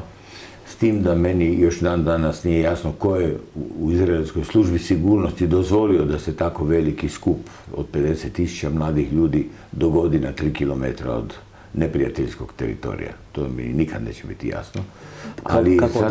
Како да сака да isprovocirat konflikt? Ne, nije to zato. Oni valjda hoće pokazati svoje prisustvo i sigurnost toga prisustva tamo. Oni hoće privlačiti ljude da se doseljavaju dolje. Međutim, u Izraelu još dan danas traje diskusija oko istražnog povjerenstva da se ispita zašto je došlo do toga događaja i zašto je izraelske službe, obavještajne službe koje su među najboljima na svijetu, nisu imali podatke o tome da se tako nešto sprema, događa. Jer to se vidi preko ograde, se vidi šta se događa. Pod radar znači im pominuo. Nije, nego jedan moj prijatelj mi je objasnio da je to kriva umjetna inteligencija. Svi podaci, obavještajni podaci dolaze u jedan centar. Jedine koji su upozoravali na te događaje iza granice su bili pokret mladih koji su kao skauti, baš skauti u smislu djece koji hodaju u kratkim hlačama, imaju maramice, kape. Izvidnici. Izviđači. Mi smo i tako. Tako, izviđači. I oni su rekli da vide da se događa nešto preko granice i javljali su to u centralni centar, a kompjuter, odnosno umjetna inteligencija je to odbacila. Nije relevantno, je došlo od djece. Znači, od IT? Od AI-a. Od AI-a. I dobro, ta struktura mreža na Mossad, jaz, na primer, sum gledal nadprevар во кошарка Македонија и Израел, мислам дека во Софија беше и тоа беа такви подготовки, таква организација и така натаму. И нели сега се прават митови околу структурата на Мосад и веројатно има и основа за дел на тие митови. Видите таму обезглавен државниот врв на Иран. И минатата година Али Хамнеи, па тој што треба да... И оно што се у Либану направили са биперима. Да. То е било неверојатно да пејджери кои Неко то да осмисли годинама унапред. 3 години претходно продадени, направени. Продаде и то е... И да ги има под контрола и да чека момент тоа да го... Кај се сви заедно да ви... Тоа е, гледате, да тога нема и da tih izdataka za sigurnost nema u Izraelu, ona bi bila najbogatija zemlja na svijetu. Sa tom količinom energije i znanja kojom se ona služi. Ali isto tako mogu reći za Iran, da Iran nije ulagao novce u vojnu industriju, u atomsku energiju, u balističke projektile i to, Iran bi bio bolji i jači od Abu Dabija i Dubaja i Katara i Omana, jer je njihova ekonomska snaga puno veća. Ali su oni odabrali ulagati novac u vojnu industriju, uspostavljanje vojske, održavanje vojske od par stotina hiljada ljudi. Tako da, evo, imaju šta imaju. Ko je сега газда, Нетањаху или Доналд Трамп? Нели тоа се прека? Trump, apsolutno. Trump, evo, danas je izjavio da on neće mirovat dok se ovom sadašnjem režimu u Iranu ostavi mogućnost da jednog dana dođe do atomske bombe. Danas je to rekao, otvoreno na televiziji. Prema tome to ide u korist Izraela, jer Izrael se toga najviše boji. Ja? Makar upotreba nuklearne energije na tom malom području bi pogodila i Jordan, i Siriju, i Egipat, radi za tako mali budaj. Iran za preko 8 milioni kilometri kvadratni otprilike. Pa da, to je, ja uopće ne mogu zamisliti da se tako nešto dogodi, ali događalo se i nezamislivo. Dobro, ko na primjer se pravi analiza, naftena kriza, Iran, Hormuški tesnec ili Premin, како да го дефинираме. И сега таа вештачка интелигенција веројатно ќе им каже дека кога војната помеѓу Ирак и Иран, тоа е 88-89 година, прво што направија тогаш младата власт на ајатоласите го затвори тој Hormuški теснец и така натаму. И дека токму тие тесници се всушност генератор на некакви политички кризи, Суетска криза 56-57 година, кај што исто Израел заедно со Велика Британија и со Франција сака да ја симнат власта на Насер, Соединетите американски држави, Двајт Айзенхауер им помагат, односно една страна на Насер, и паѓа британската империја. Сега Трамп мора да победи во Хормушкиот премин или залив и војната, инаку паѓа американската, ови што се вели, pa uspjeh Trumpa bi bio, kad on govori o uspjehu, nije to okupacija Irana. Iran se ne može okupirati. Osim toga, Amerika je naučila lekciju i u Vijetnamu i u Afganistanu da oni ne mogu nikoga okupirati. Ne oni, niko ne može nikoga okupirati. Iskapo je. Ali da njegovi su ciljevi da Hormuz ostaje otvoren za promet svim brodovima i da se vlast Irana odrekne od obogaćivanja urana koji bi za 2 godine mogao postati stvarna nuklearna bomba. Dobro, gospodine Štem, денес е 105, 106, 107 долари за еден барел, или флуктуира цената. Кој печели? Кој најмногу профит прави од... Najveći profit imaju trgovci koji su tu naftu kupili po 60, 70, 80, a sad prodaju po 106. To su oni.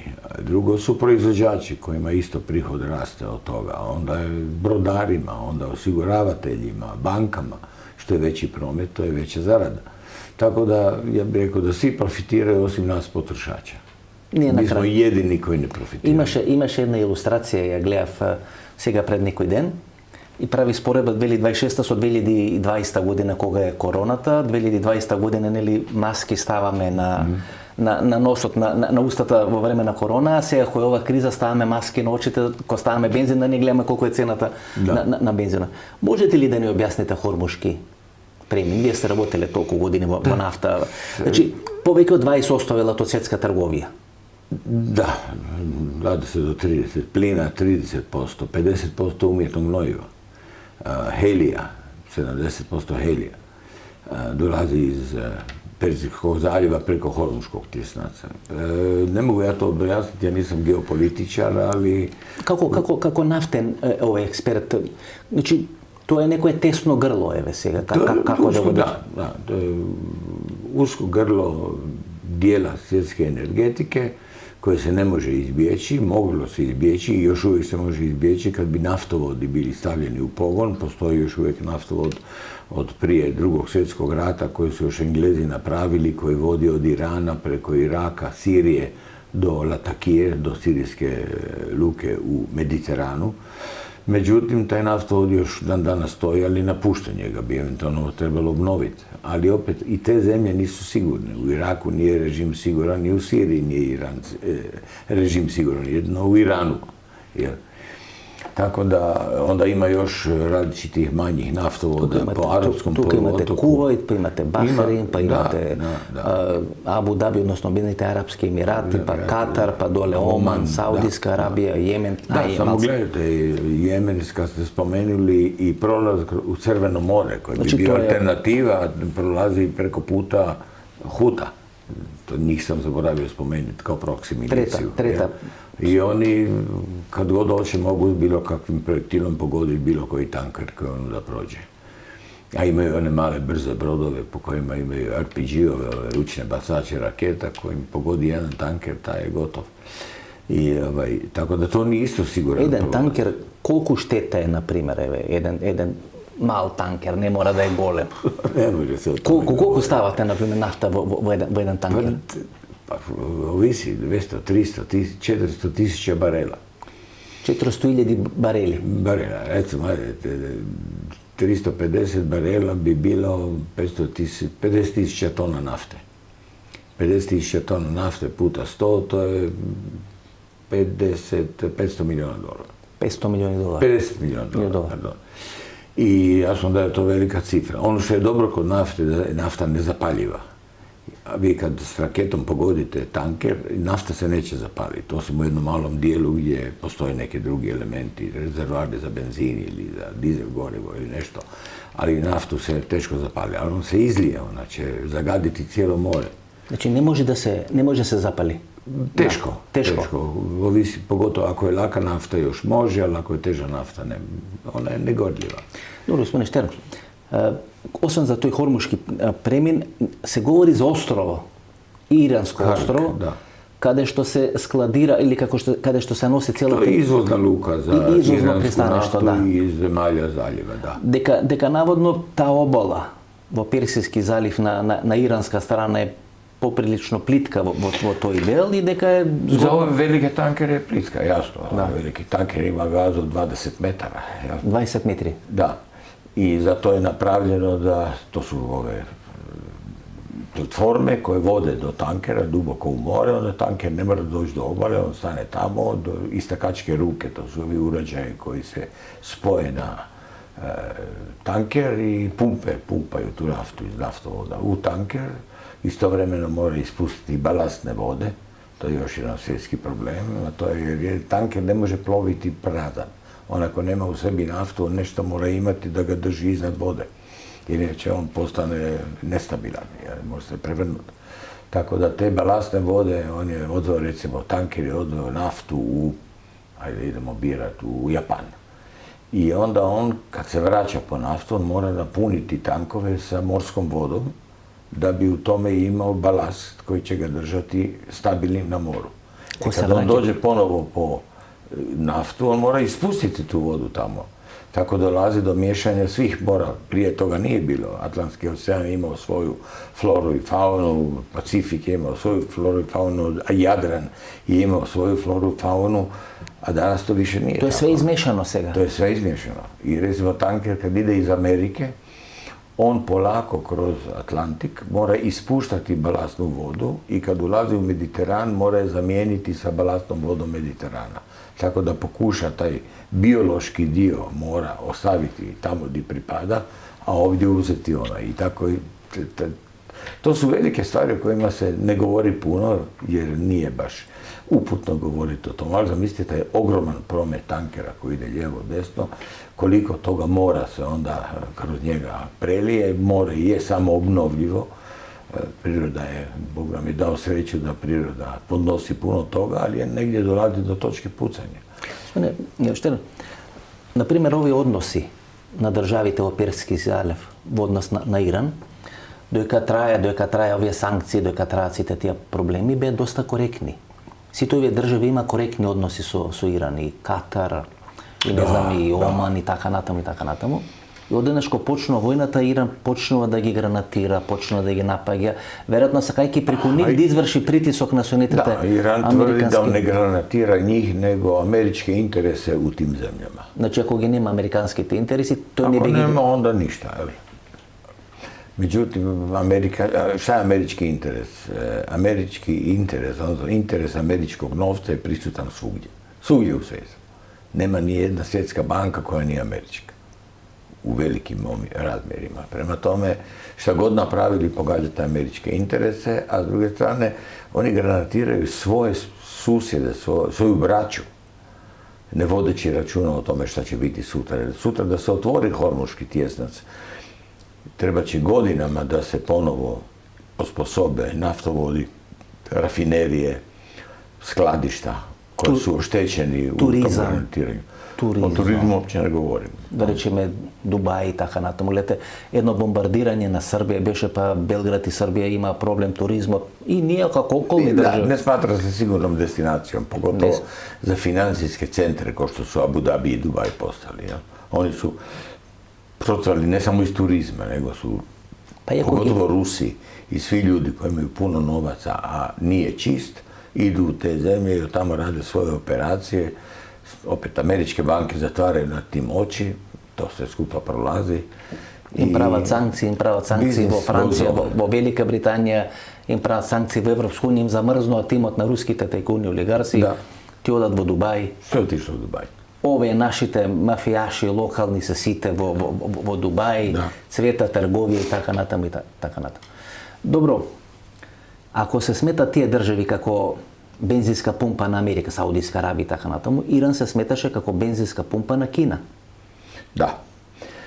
Veliki dio iranske nafte odlazio i odlazi dalje u Kinu. Evo, vidimo da su pustili, Amerikanci su propustili 9 iranskih tankera prije 2 dana da odu, jer je Kina nije za igrati se sa Kinom. I ja mislim da je to bio dogovor, da se njih propusti kako Kina ne bi ostala bez goriva za svoju mašineriju, industrije koja je neviđena. Имаше еден инцидент, во наводници, инцидент, кога Иран на почетокот на конфликтот велеше ќе ги пропушта сите танкери кои имат платено со кинески јуан. Значи не во долари, туку во кинески јуани, дека сите кои имат платено. И тоа беше еден пресадан кога можеби за прв пат во светска или тоа се ве дуго покушава петродолар заменити се неком другом. И тоа нели овие што се про Кина, про Русија, тие беа до пред некој време и про Трамп. Брикса, дека тоа ќе направи Русија, Ирак, Иран. И дека тоа е некој Кина. дека преседа. Су хтели, али тешко ќе се. И сега господин Штерн, гледате, Индија, Јапонија, Јужна Кореја и Кина најмногу купуваат нафта од Иран. И тие се 4 економии, сериозни економии, меѓу топ 10, топ 15 економии во светот, кои се сериозно погодени од таа криза. Втора на удар како група, веројатно Европска унија, американците се најмалку погодени. Веќе тие имат и своји наоѓалишта на нафта, и имат и Венецуела сега, од кого симна Мадуро почетокот на годината, така што американците се стабилни и комотни. Venezuela nije toliko bitna za taj dio svijeta, Venezuela je bitnija za Ameriku, koja njoj treba ta teška nafta iz Venezuele, Orinoco, da bi miješala sa svojom laganom naftom da bi i dalje dobivala sve frakcije koje su potrebne. Naime, rafinerija što je modernija, to ima manje težih frakcija, a ako nema teških frakcija, onda nema ložulja, nema bitumena, nema asfalta, што онда фали. Како тутунот, Вирџинија, па ваков тутун, значи да се меша, да се направи... Да се меша sa laganim naftama i onda se dobi jedna smjesa koja je dobra za preradu, u kojoj se dobi taman ono što im tržištu treba. Значи, американците, главниот мотив за Венецуела да ја добие таа тешка нафта. Па njima fali u njihovim sustavima prerade. Добро, господин Штерн, еве, не говориме за геополитика, за економска политика. Трамп има интервенција во Венецуела, прашање на време кога Куба ќе се врати во прегратките или во рацете на САД, бидејќи ја нема нафтата на Мадуро на Венецуела со кој се одржуваше режимот во Куба на власт, ама сега нешташица, на струја, на нафта, на се што може, на 150 километри се од, дури помалку од Мајами. Една добитна позиција на Доналд Трамп. Венецуела, Куба, многу повеќе од Реган, да речеме, и војна сега во Иран, едно така доста клизаво одлука, клизав терен, ајатола си жилав противник, еден авторитарен, верски, милитантен режим во една цивилизација каква што е Персија. Нисам разумио питање. Кажем, еден сасем клизав терен, значи он имал неке добитне вамо позиции, šta ja znam, Venezuela, sad u Iranu. Da. Ali govorili ste o Kubi. Da, i Kuba. Kuba je sigurno u polju interesa Amerike i ona skoro velika svjetska kriza koja je skoro izazvala svjetski atomski rat je bila upravo Kuba kad su Rusi poslali svoje rakete na Kubu, pa je Kennedy to zaustavio i onda su prestali, dogovorili su se. Ali Kuba u ovom momentu za Ameriku nije nikakav problem. Njoj bi Kuba, obzirom na blizinu prema Americi, upravo stvarala i probleme. Oni bi morali pomagati jednu ekonomiju koja je na rubu kraha i mislim da im to nije prioritet. Kako Porto Riko, Da, i nisu dobili ni sa Porto Rikom, ni sa ovim drugim zemljama koje Haiti, Tahiti, one su francuske, ali te zemlje sigurno nisu nothing to look at. Dobro, gospodine, da reći me, OPEC, ovi kartel ili organizacija... Nema više OPEC. To ne funkcionira? Nisu više toliko bitni. Oni su razjedinjeni, mali su i oni ne mogu ništa napraviti da promijene energetsku sliku svijeta. Do pred 20 godini, na primjer, bili su veliki. Vestite počnuva so informacija OPEC ili sostavnog na ministrita za nadvorešni rabot. Prije 20 godina su i Ujedinjeni narodi bili nešto. Nešto, da. A danas nisu. Prije 20 godina je NATO bio nešto čega su se svi bojali, a danas više niko ne vjeruje u to da NATO može nešto postići u jednoj razjedinjenoj. Neko je vjerovao u zajedničku budućnost u Evropskoj uniji, koja je isto tako odlično osmišljena, ali loše provedena. Tako da sve ove sustavi svjetskog dogovaranja padaju u vodu i u današnjem svijetu koji je od danas do sutra, evo danas opravo, jutros sam čuo kako predsjednik Trump jednoj novinarki odgovara, pitala ga je pitanje oko toga kako se može voditi politika u svijetu sa stalnim promjenama, onda on je rekao otvoreno, svijet je postao velika kladionica. Rulet. Rulet. Danas tako, sutra, stavim na crno, stavim na 22, stavim na 15. Vrlo je teško danas u svijetu. Ja sam starija generacija i za mene to nije više toliko bitno, ali me bitna je budućnost i moje djece i mojih unuka u jednom svijetu koji je izgubio sve mehanizme upravljanja. Vi danas gledate, ogromni novci idu u Ujedinjene narode. Svaka zemlja plaća svoj obol. Šta su oni radili sve ovo vrijeme dok su ovi ratovi vode? Ništa. Njihov predsjednik se uopće ne čuje, na njih niko ne računa, one plave kacige koje su još možda raspoređene negdje po Africi i to ničemu ne služe. Liga naroda. Vraćamo se povijesti od prije 100 godina. I prvi od mandat na Trump korona, kriza i tako na tom, vtor mandat na Trump Persijski zaliv povtorno i jedan proces na preuredovanje na svetot. So koji se sučuvame u ovoj period. Financijsko, političko, geopolitičko, svekakvo preuredovanje na svetot. Koji spored vas izlazi kao pobednik od toj proces na preuredovanje na svetot? Ko bi to proveo? Ko bi izašao kao pobednik? Pa, teško mi je reći. Pobjednik, znam koji je gubitnik. Gubitnik je demokracija. Ona je gubitnik. Demokracija se pokazala u svijetu u kojem živi 8,5 milijardi ljudi koji su se međusobno već puno ispomiješali. Evo, Europa u zadnjih nekoliko desetaka godina je dobila 68 milijuna migranata. Europa nije beskonačna, a oni mijenjaju sliku i mindset cijele Europe. U Francuskoj predsjednik Macron neće donijeti ni jednu odluku koja će biti suprotna interesima muslimana u Francuskoj. U Španjolskoj premijer Sanchez isto sve šta radi. On je duboko zaratio sa Izraelom. On zaratio radi prisutnosti muslimana u Španjolskoj i njihova snaga u političkom životu. U Njemačkoj imate dijelove Berlina u kojoj policija se ne usudi ući jer ne može razgovarati sa ljudima, sa Turcima koji su tamo, koji ne znaju njemački. Volci. Ne znaju njemački, ne mogu s njima komunicirati. Tako da Europa je izgubila kompletno svoj slika Europe koja je bila nama u glavama, svima. Mi se smatramo ovdje na Balkanu još uvijek kao nekakav dio Europe, južni dio Europe. Šta smo drugo, ako nismo Europa?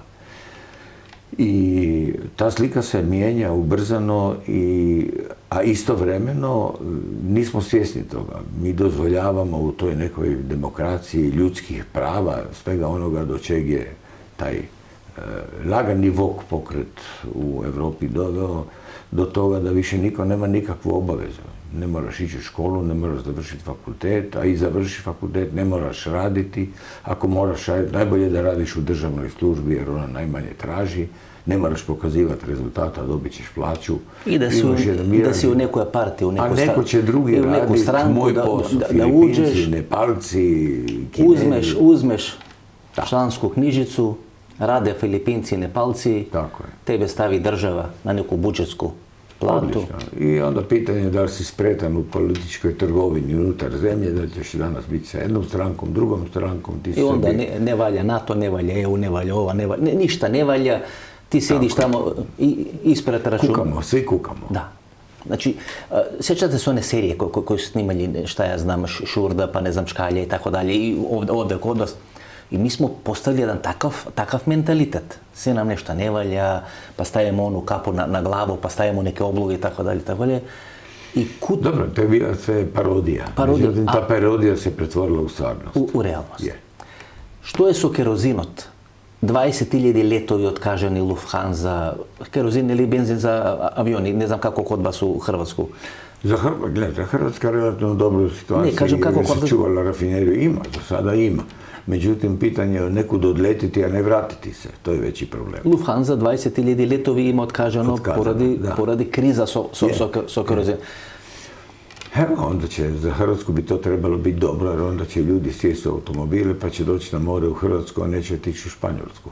Jer iz Njemačke ne možeš otići u Španjolsku s autom, jako teško, daleko. Grcija je namali malce aranžman, Turcija je isto taka, neli, poradi blizinata na vojni konflikt, vjerojatno Hrvatska... Nekom smrtne, drugom svane. Vjerojatno Hrvatska je gore, 20, 30, 40% su ceni na aranžmani, tako da dobro ljeto vjerojatno treba da će... Da, onda se sad postavlja pitanje, jer mi imamo subvencioniranu cijenu derivata, jel?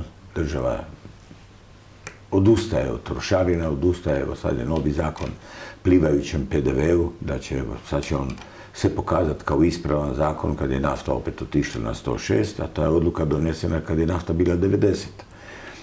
I to je na vrijeme donijeta odluka i sad onda se postavlja pitanje, a zašto bi mi strancima dozvolili da kupuju derivate koji su jeftini? Koji su subvencionirani. S druge strane, da nije tako, ti stranci ne bi došli kod nas. Prema tome, taj dio koji će izgubiti država na autoputu, dobit će hotelijeri u svojim uslugama. I ona će platiti državi veći porez. Ta jedna kružna ekonomija je vrlo interesantna. Ona nema granica, uvijek se negdje nešto preljeva, sve spojene posude. Ovdje si izgubio, tamo si dobio, nekad se to govorilo, izgubio na čupri, dobio na mostu, tako nešto bilo. I dobro, što očekujete, da rečemo, do kada je cenite bi odjeli na nafta? Nema limita. Nema limita. Ono što je mene zaprepastilo, neki dan sam na Bloombergu vidio, Bloomberg je jedan od izvora informacija kojima ja vjerujem, jer ima puno fake informacija, puno. Bloomberg je ozbiljan kanal informativni, da je Šri Lanka kupila jedan teret nafte po $286 barela. Šri Lanka. Imali su situaciju da im je trebala stati cijela elektroindustrija, proizvodnja struje, koja kod njih se radi temeljem termocentrala, i onda su interventni uvoz imali jedan tanker koji su platili $286 barela. To nikad nije bilo u svijetu takve cijene. Najveća je bila $147. 286. Da. Može li da izdrži ekonomija?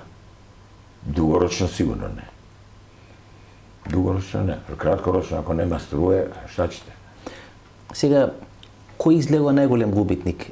Иран се помалку извезува, заливските држави кои во еден временски период кокетира со Кина, кокетира со Русија, Саудиска Арабија, гледате се, почна да разговара со сите. И мислам дека се почнува процес на нивно дисциплинирање. Кога ќе видите вие Катар, преговори со талибаните во Катар, седиште новиот Хамас во Катар, Ал Джазеира со политиката Катар и така натаму. Значи, еден крак, може би не доминантен на се оно што се случува, е дисциплинирање на овие заливски држави, кои почна да имат многу пари и да се чувствуваат дека се големи играчи во светска... Teško je izaći iz tog procesa gdje su godinama oni plaćali. Šta su oni plaćali? Oni su plaćali cijenu sigurnosti. Ako me nećeš dati novce za Hamas, ja ću ti napraviti probleme, ja ću početi izvoditi terorističke akcije u samom Kataru i tako. Ja smatram da su jedan blagi reket, politički reket koji je Iran provodio na tim zemljama zaljeva Amerikanci su se tome suprotstavili i to je dovelo do otopljavanja odnosa između Izraela i Arapskih Emirata, Saudijske Arabije, Abrahamskih sporazuma, takozvanih. Ali evo vidimo, ovaj rat je to sve skupa stavio na stranu, a navodno i to i jednim dijelom Iran je htio spriječiti da se Saudijska Arabija i Izrael pomire i da reguliraju svoje odnose, da dovede do toga da sve zemlje Arapskog zaljeva, uključujući Saudijsku Arabiju, priznaju Izrael de facto, onda ne bi više mogli govoriti o njegovom uništenju. Makar opet, to nije nikakva garancija. Danas više niko ne može dati nikakvu garanciju. Dobro, samo snaga. Да речеме, ако овие 4 големи економии, Индија, Кина, Јапонија и Јужна Кореја, кои влегов до топ 10, топ 12 економии во светот и војни сили на некој начин во светот, се снабдуваат во најголем дел од Иран.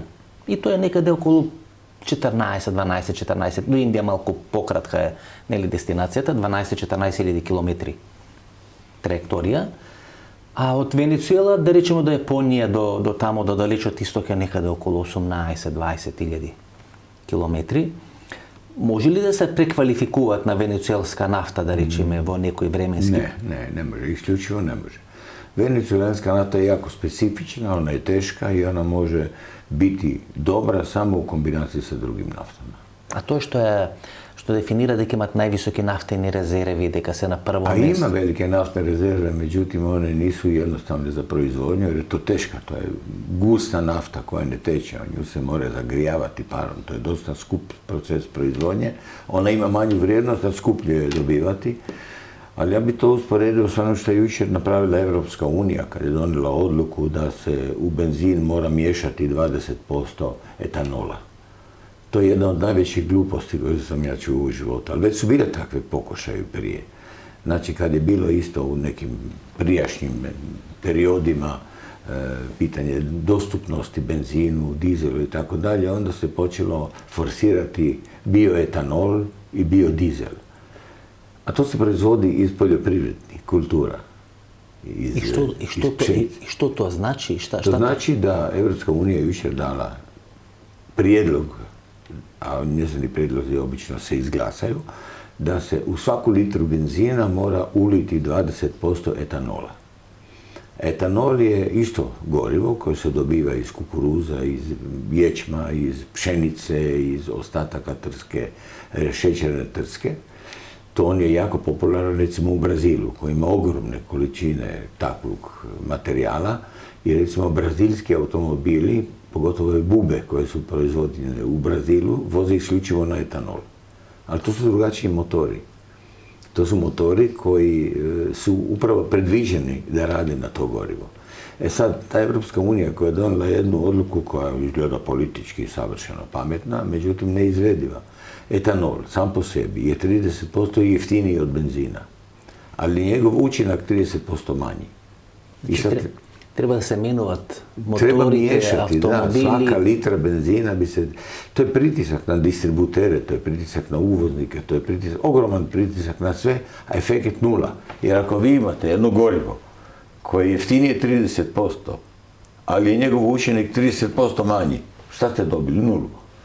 Če gospodine Štern, ako dobro ve разбирам, сега треба да имаме овие што се стари возила кои се на бензин, на нафта. Они još nekako mogu... Па имаме овие што се хибрид на електрична енергија, сега треба да имаме трета некоја варијанта. Nije to novo, to je već bilo. Do sada se trebalo miješati 5%. Međutim, niko nije na to pazio. To je bila uredba Evropske unije još prije. 20. Jer je to manje zagađuje zrak, recimo, jel? Ne ispušta toliko CO2 u zrak kao ugljikovodici, konkretno benzin ili dizel. Ali onda se nastavlja druga opasnost. Ako ti poljoprivredna proizvoda se koristi za proizvodnju energije, onda će faliti poljoprivredne proizvodnje za prehranu ljudi, krava, stoke, svega ostaloga. Jer zemlja ne raste, njezina obradiva površina je uvijek jednaka. E sad da ćete vi tu proizvod iz jedinice zemlje koristiti za proizvodnju energije ili za proizvodnju hrane ili stočne hrane ili nešto drugo, onda će uvijek negdje nešto fali. Opet dolazimo do spojenih posuda. Имаше една изјава, се уште министар за надворешни работи на Унгарија, односно на Маđarска Сјарто, кој вели во што е разликата. Ние директно сакаме да купиме нафта и газ од Русија, а другите европски држави исто купуваат од Русија, но со посредство на Кина и со посредство на Индија. Нема разлика, вели, и во нашиот и во нивниот случај... Не, има разлика. Скупле. Поскапа е. Па и преку американски трговци, нели? Тако е, заради амерички трговци. Колко god Amerika tvrdi da sankcije funkcioniraju i da Rusija nije smanjila proizvodnju, njezina nafta izlazi van, Rusija ne dobiva toliko koliko bi trebala, ali zato zarađuju svi drugi. Svi to okolo Rusija. Da. I svi ti pokušaji da se Rusija isključi iz energetske karte Evrope po meni su pogrešni. Rusija je rezervoar energetike za cijelu Evropu i tako bi trebalo ostati. Druga je stvar da s njima treba razgovarati na političkoj razini o tome da prekinu sa agresijom na Ukrajinu, da smire svoje militarističke nekakve aspiracije na koje praktički i ne mogu više. Oni su dokazali da ne mogu pobijediti ni Ukrajinu. Dobro, oni ne ratuju protiv Ukrajine, oni ratuju protiv cijele Evrope. Evo, jučer je Evropa ponovo odobrila Ukrajini paket pomoći od 90 milijardi eura. 90 milijardi. A isti dan je vijest da je najskuplja nekretnina u Monaku kupio ukrajinski tajkun stan za pola milijarde eura. Ринат Ахметов. Ринат Ахметов. Кој беше, нели, кој е се уште газда на Шахтер од Донецк. Така. Вашиот Дарио Срна, мислам дека е спортски директор се уште таму. I sad, di je tu logika? Država dobija 90 milijardi, iz te države kupi za pola milijarde najskuplji stan u Monaku. Kakva je to poruka? Епа, господин Штерн, како велат германците, ние знаеме да произведуваме Мерцедес, Опел, ќе произведуваме и тенкови, ќе произведуваме и воена опрема. Бидејќи ако има 90 милиарди вамо, колку милиарди Европска унија за вооружување во наредните 3 до 5 години? 800 милиарди. 800 милиарди. To се сериозни пари, од кои најголем дел ќе влезат во Европска... Da, samo najgore je to da tih para nema. Mi dolazimo u situaciju da Evropa postaje kao Amerika. Ogroman deficit koji sami sebe financira. Ko tiska euro? Evropska unija. Inflaciјата се danas јави... malo strojevi više rade, pa će biti više milijardi za Ukrajinu. Ali iza toga ne stoji ekonomija, ne stoji rad. Кога беше короната, испечатија многу пари, па се зголеми инфлацијата. Helikopter money. Sad ne ide iz helikoptera, nego ide drugim putovima. Mercedes će mjesto automobila raditi tenkove, a Kinezi će raditi Mercedes, recimo. Отприлика. Tak nekako. Врзано струјно коло. Добро, што е наоѓалиште во Романија? Романците прават приказни, значи најголемо наоѓалиште нафтено, гасоводно и така нато. ОМВ, романска, некаде 100 километри од брегот на Романија во Црно море, дека не постои поголемо наоѓалиште. Тоа е тука блиску, нели, и до Хрватска и до Македонија. Има ли вистина во целата таа приказна која романците ја кажува дека тоа е сериозна инвестиција енергетска? Rumunjska je bila energetsko srce Evrope dok Rusija nije bila razvijena. Plojište je bio najveće naftno polje u Evropi prije 60-70 godina. Ja? Rumunjska je ozbiljno energetsko čvorište, ona bi mogla biti ozbiljno energetsko i transportno-logističko stvorište u ovoj inicijativi Tri mora, o kojoj se upravo idući tjedan je sastanak u Dubrovniku oko te inicijative koja je pokrenula Hrvatska da se povežu Sredozemno more, Jadran i Baltik u nekakvu, jer je to praktički srce Evrope gdje se odvija najveći dio trgova, 800 milijardi eura kroz taj dio se obrće u godinu dana. Sigurno tu Rumunjska ima svoje mjesto, Bugarska manje, ali Rumunjska više. Oni su našli ono novo nalazište nafte u Crnom moru na 100 km od брега, од Костанце, отприлике.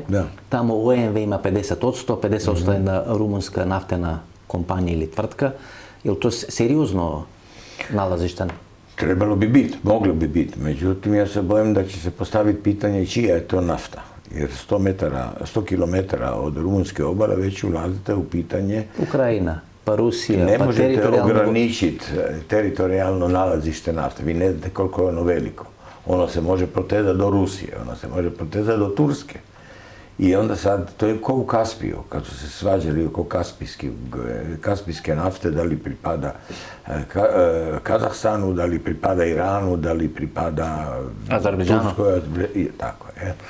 I tu je sad isto će biti pitanje do kuda ide to, a ne možete to odrediti nikako drugačije nego da bušite. I ako vi sad nabušite recimo uz tursku obalu i nađete naftu, Turci mogu tvrditi da je to nafta iz istog nalazišta.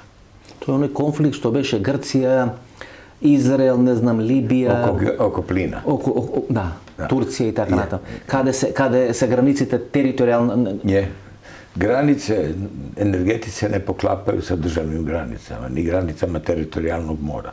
Ali pošto je ovo izvan teritorijalnog mora, u zatvorenom moru Crnog mora, to može nastati jedno od gorućih pitanja u svjetskoj energetici. Posebno što Ромање ги има веќе влошено односите со Руската Федерација и кога беше она криза со трговија со жито и дали да се дозволи на украинците да извезат, па како да извезат, па да користат територија на Молдавија, Дунав и така натаму, тоа беше сериозно прашање и беше предмет на сериозни конфликти.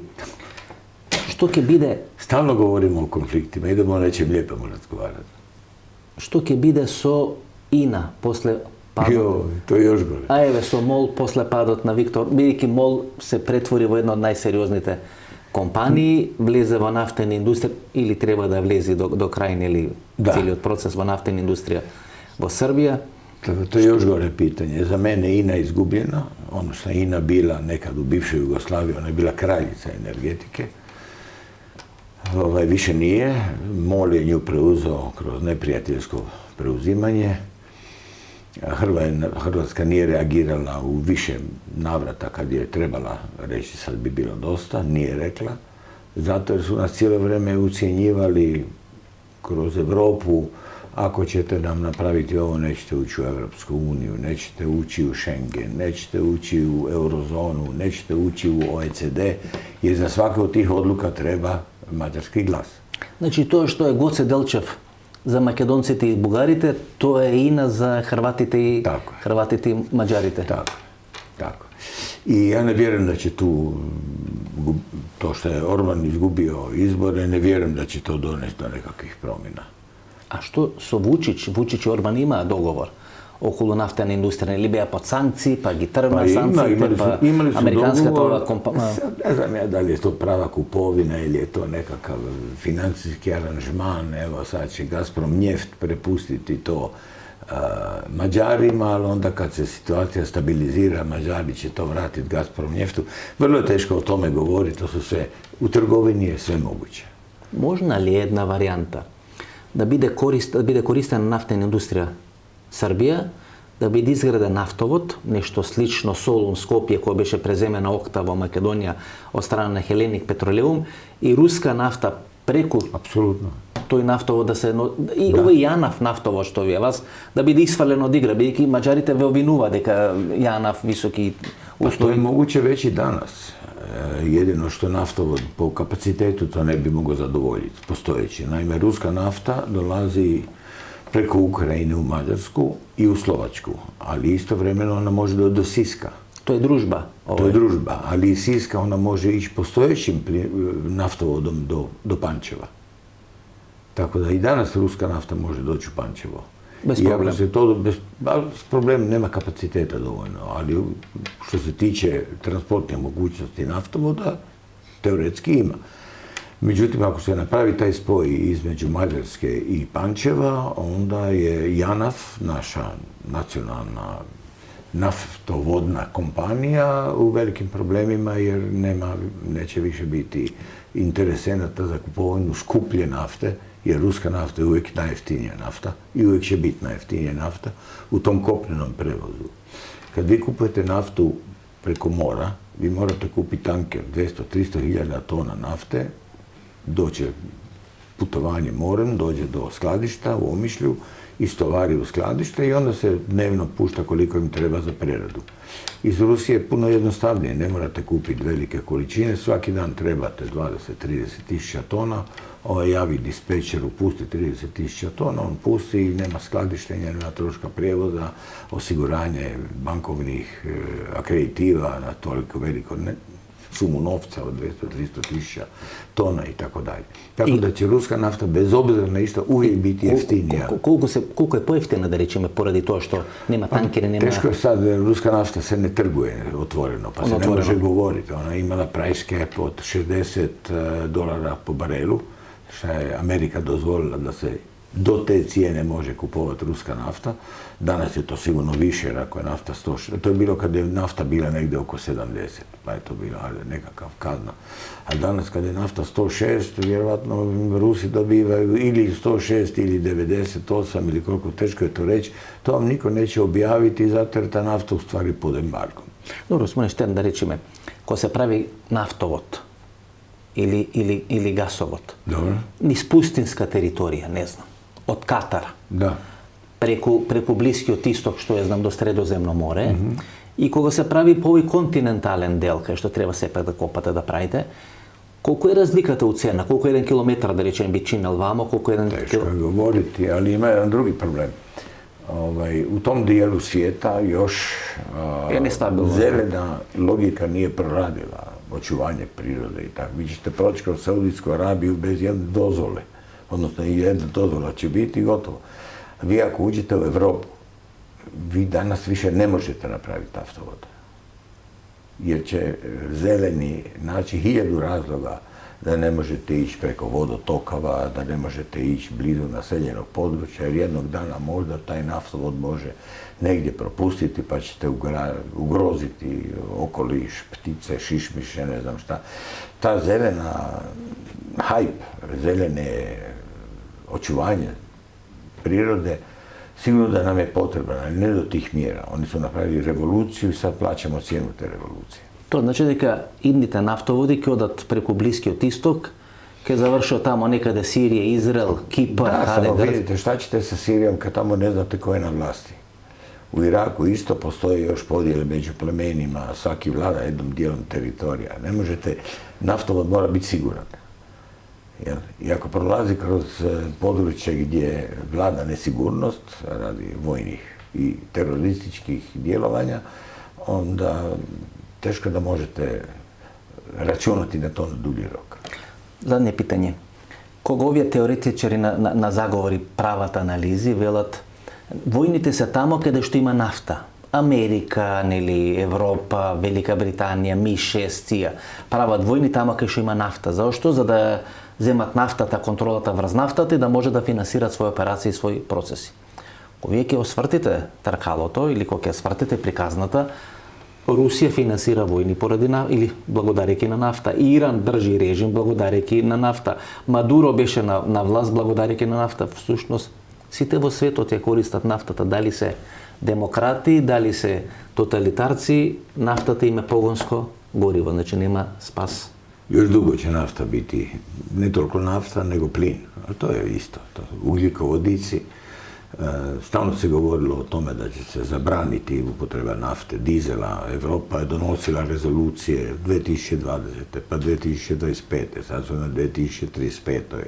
Pa su gradovi zabranjivali ulazak automobilima sa dizelom, sada zabranjuju ulazak automobilima na električni pogon jer je prevelika gužva u gradovima. To miješanje administracije u život ljudi je potrebno, ali ta administracija prije nego što donese odluke mora sjesti i razmisliti. Nije smjela Njemačka zatvoriti svoje, u kratko vreme, sve svoje nuklearne elektrane bez da imala dobro promišljen sustav s čim zamijeniti tu električnu energiju koju neće dobiti iz nuklearne. Гледате, Израел велите расти на берзата, расти индексот на берзата. Очигледно дека во Америка семејството Трамп заработува сериозно од овие, нели посебно што републиканската партија се финансира од тоа тексашко нафтено лоби и така натаму. Русија први знаци на финансиска криза се појавуваат, средба Путин со воен, со економски врв, а ајатоласите колку може да издржат? тие најмногу губат, бидејќи нивна нафта не излегува таму. Teško govoriti o tome. Znate, to su dijelovi svijeta gdje ljudi, kad žive pogotovo pod opresijom, onda što je tvrđi režim, to su potrebe ljudi manje. Ljudi nauče živjeti bez puno toga na šta su naučeni. Ja sam živio u Rusiji za vreme Sovjetskog saveza, dok nije bilo dovoljno cipele, dok nije bilo dovoljno odjeće, dok ponekad nije bilo dovoljno hrane. Ljudi su živjeli, bili su sretni, živjeli su u komunizmu, bojali su se vlasti i život išao dalje. Bile striktni, бидејќи се живи?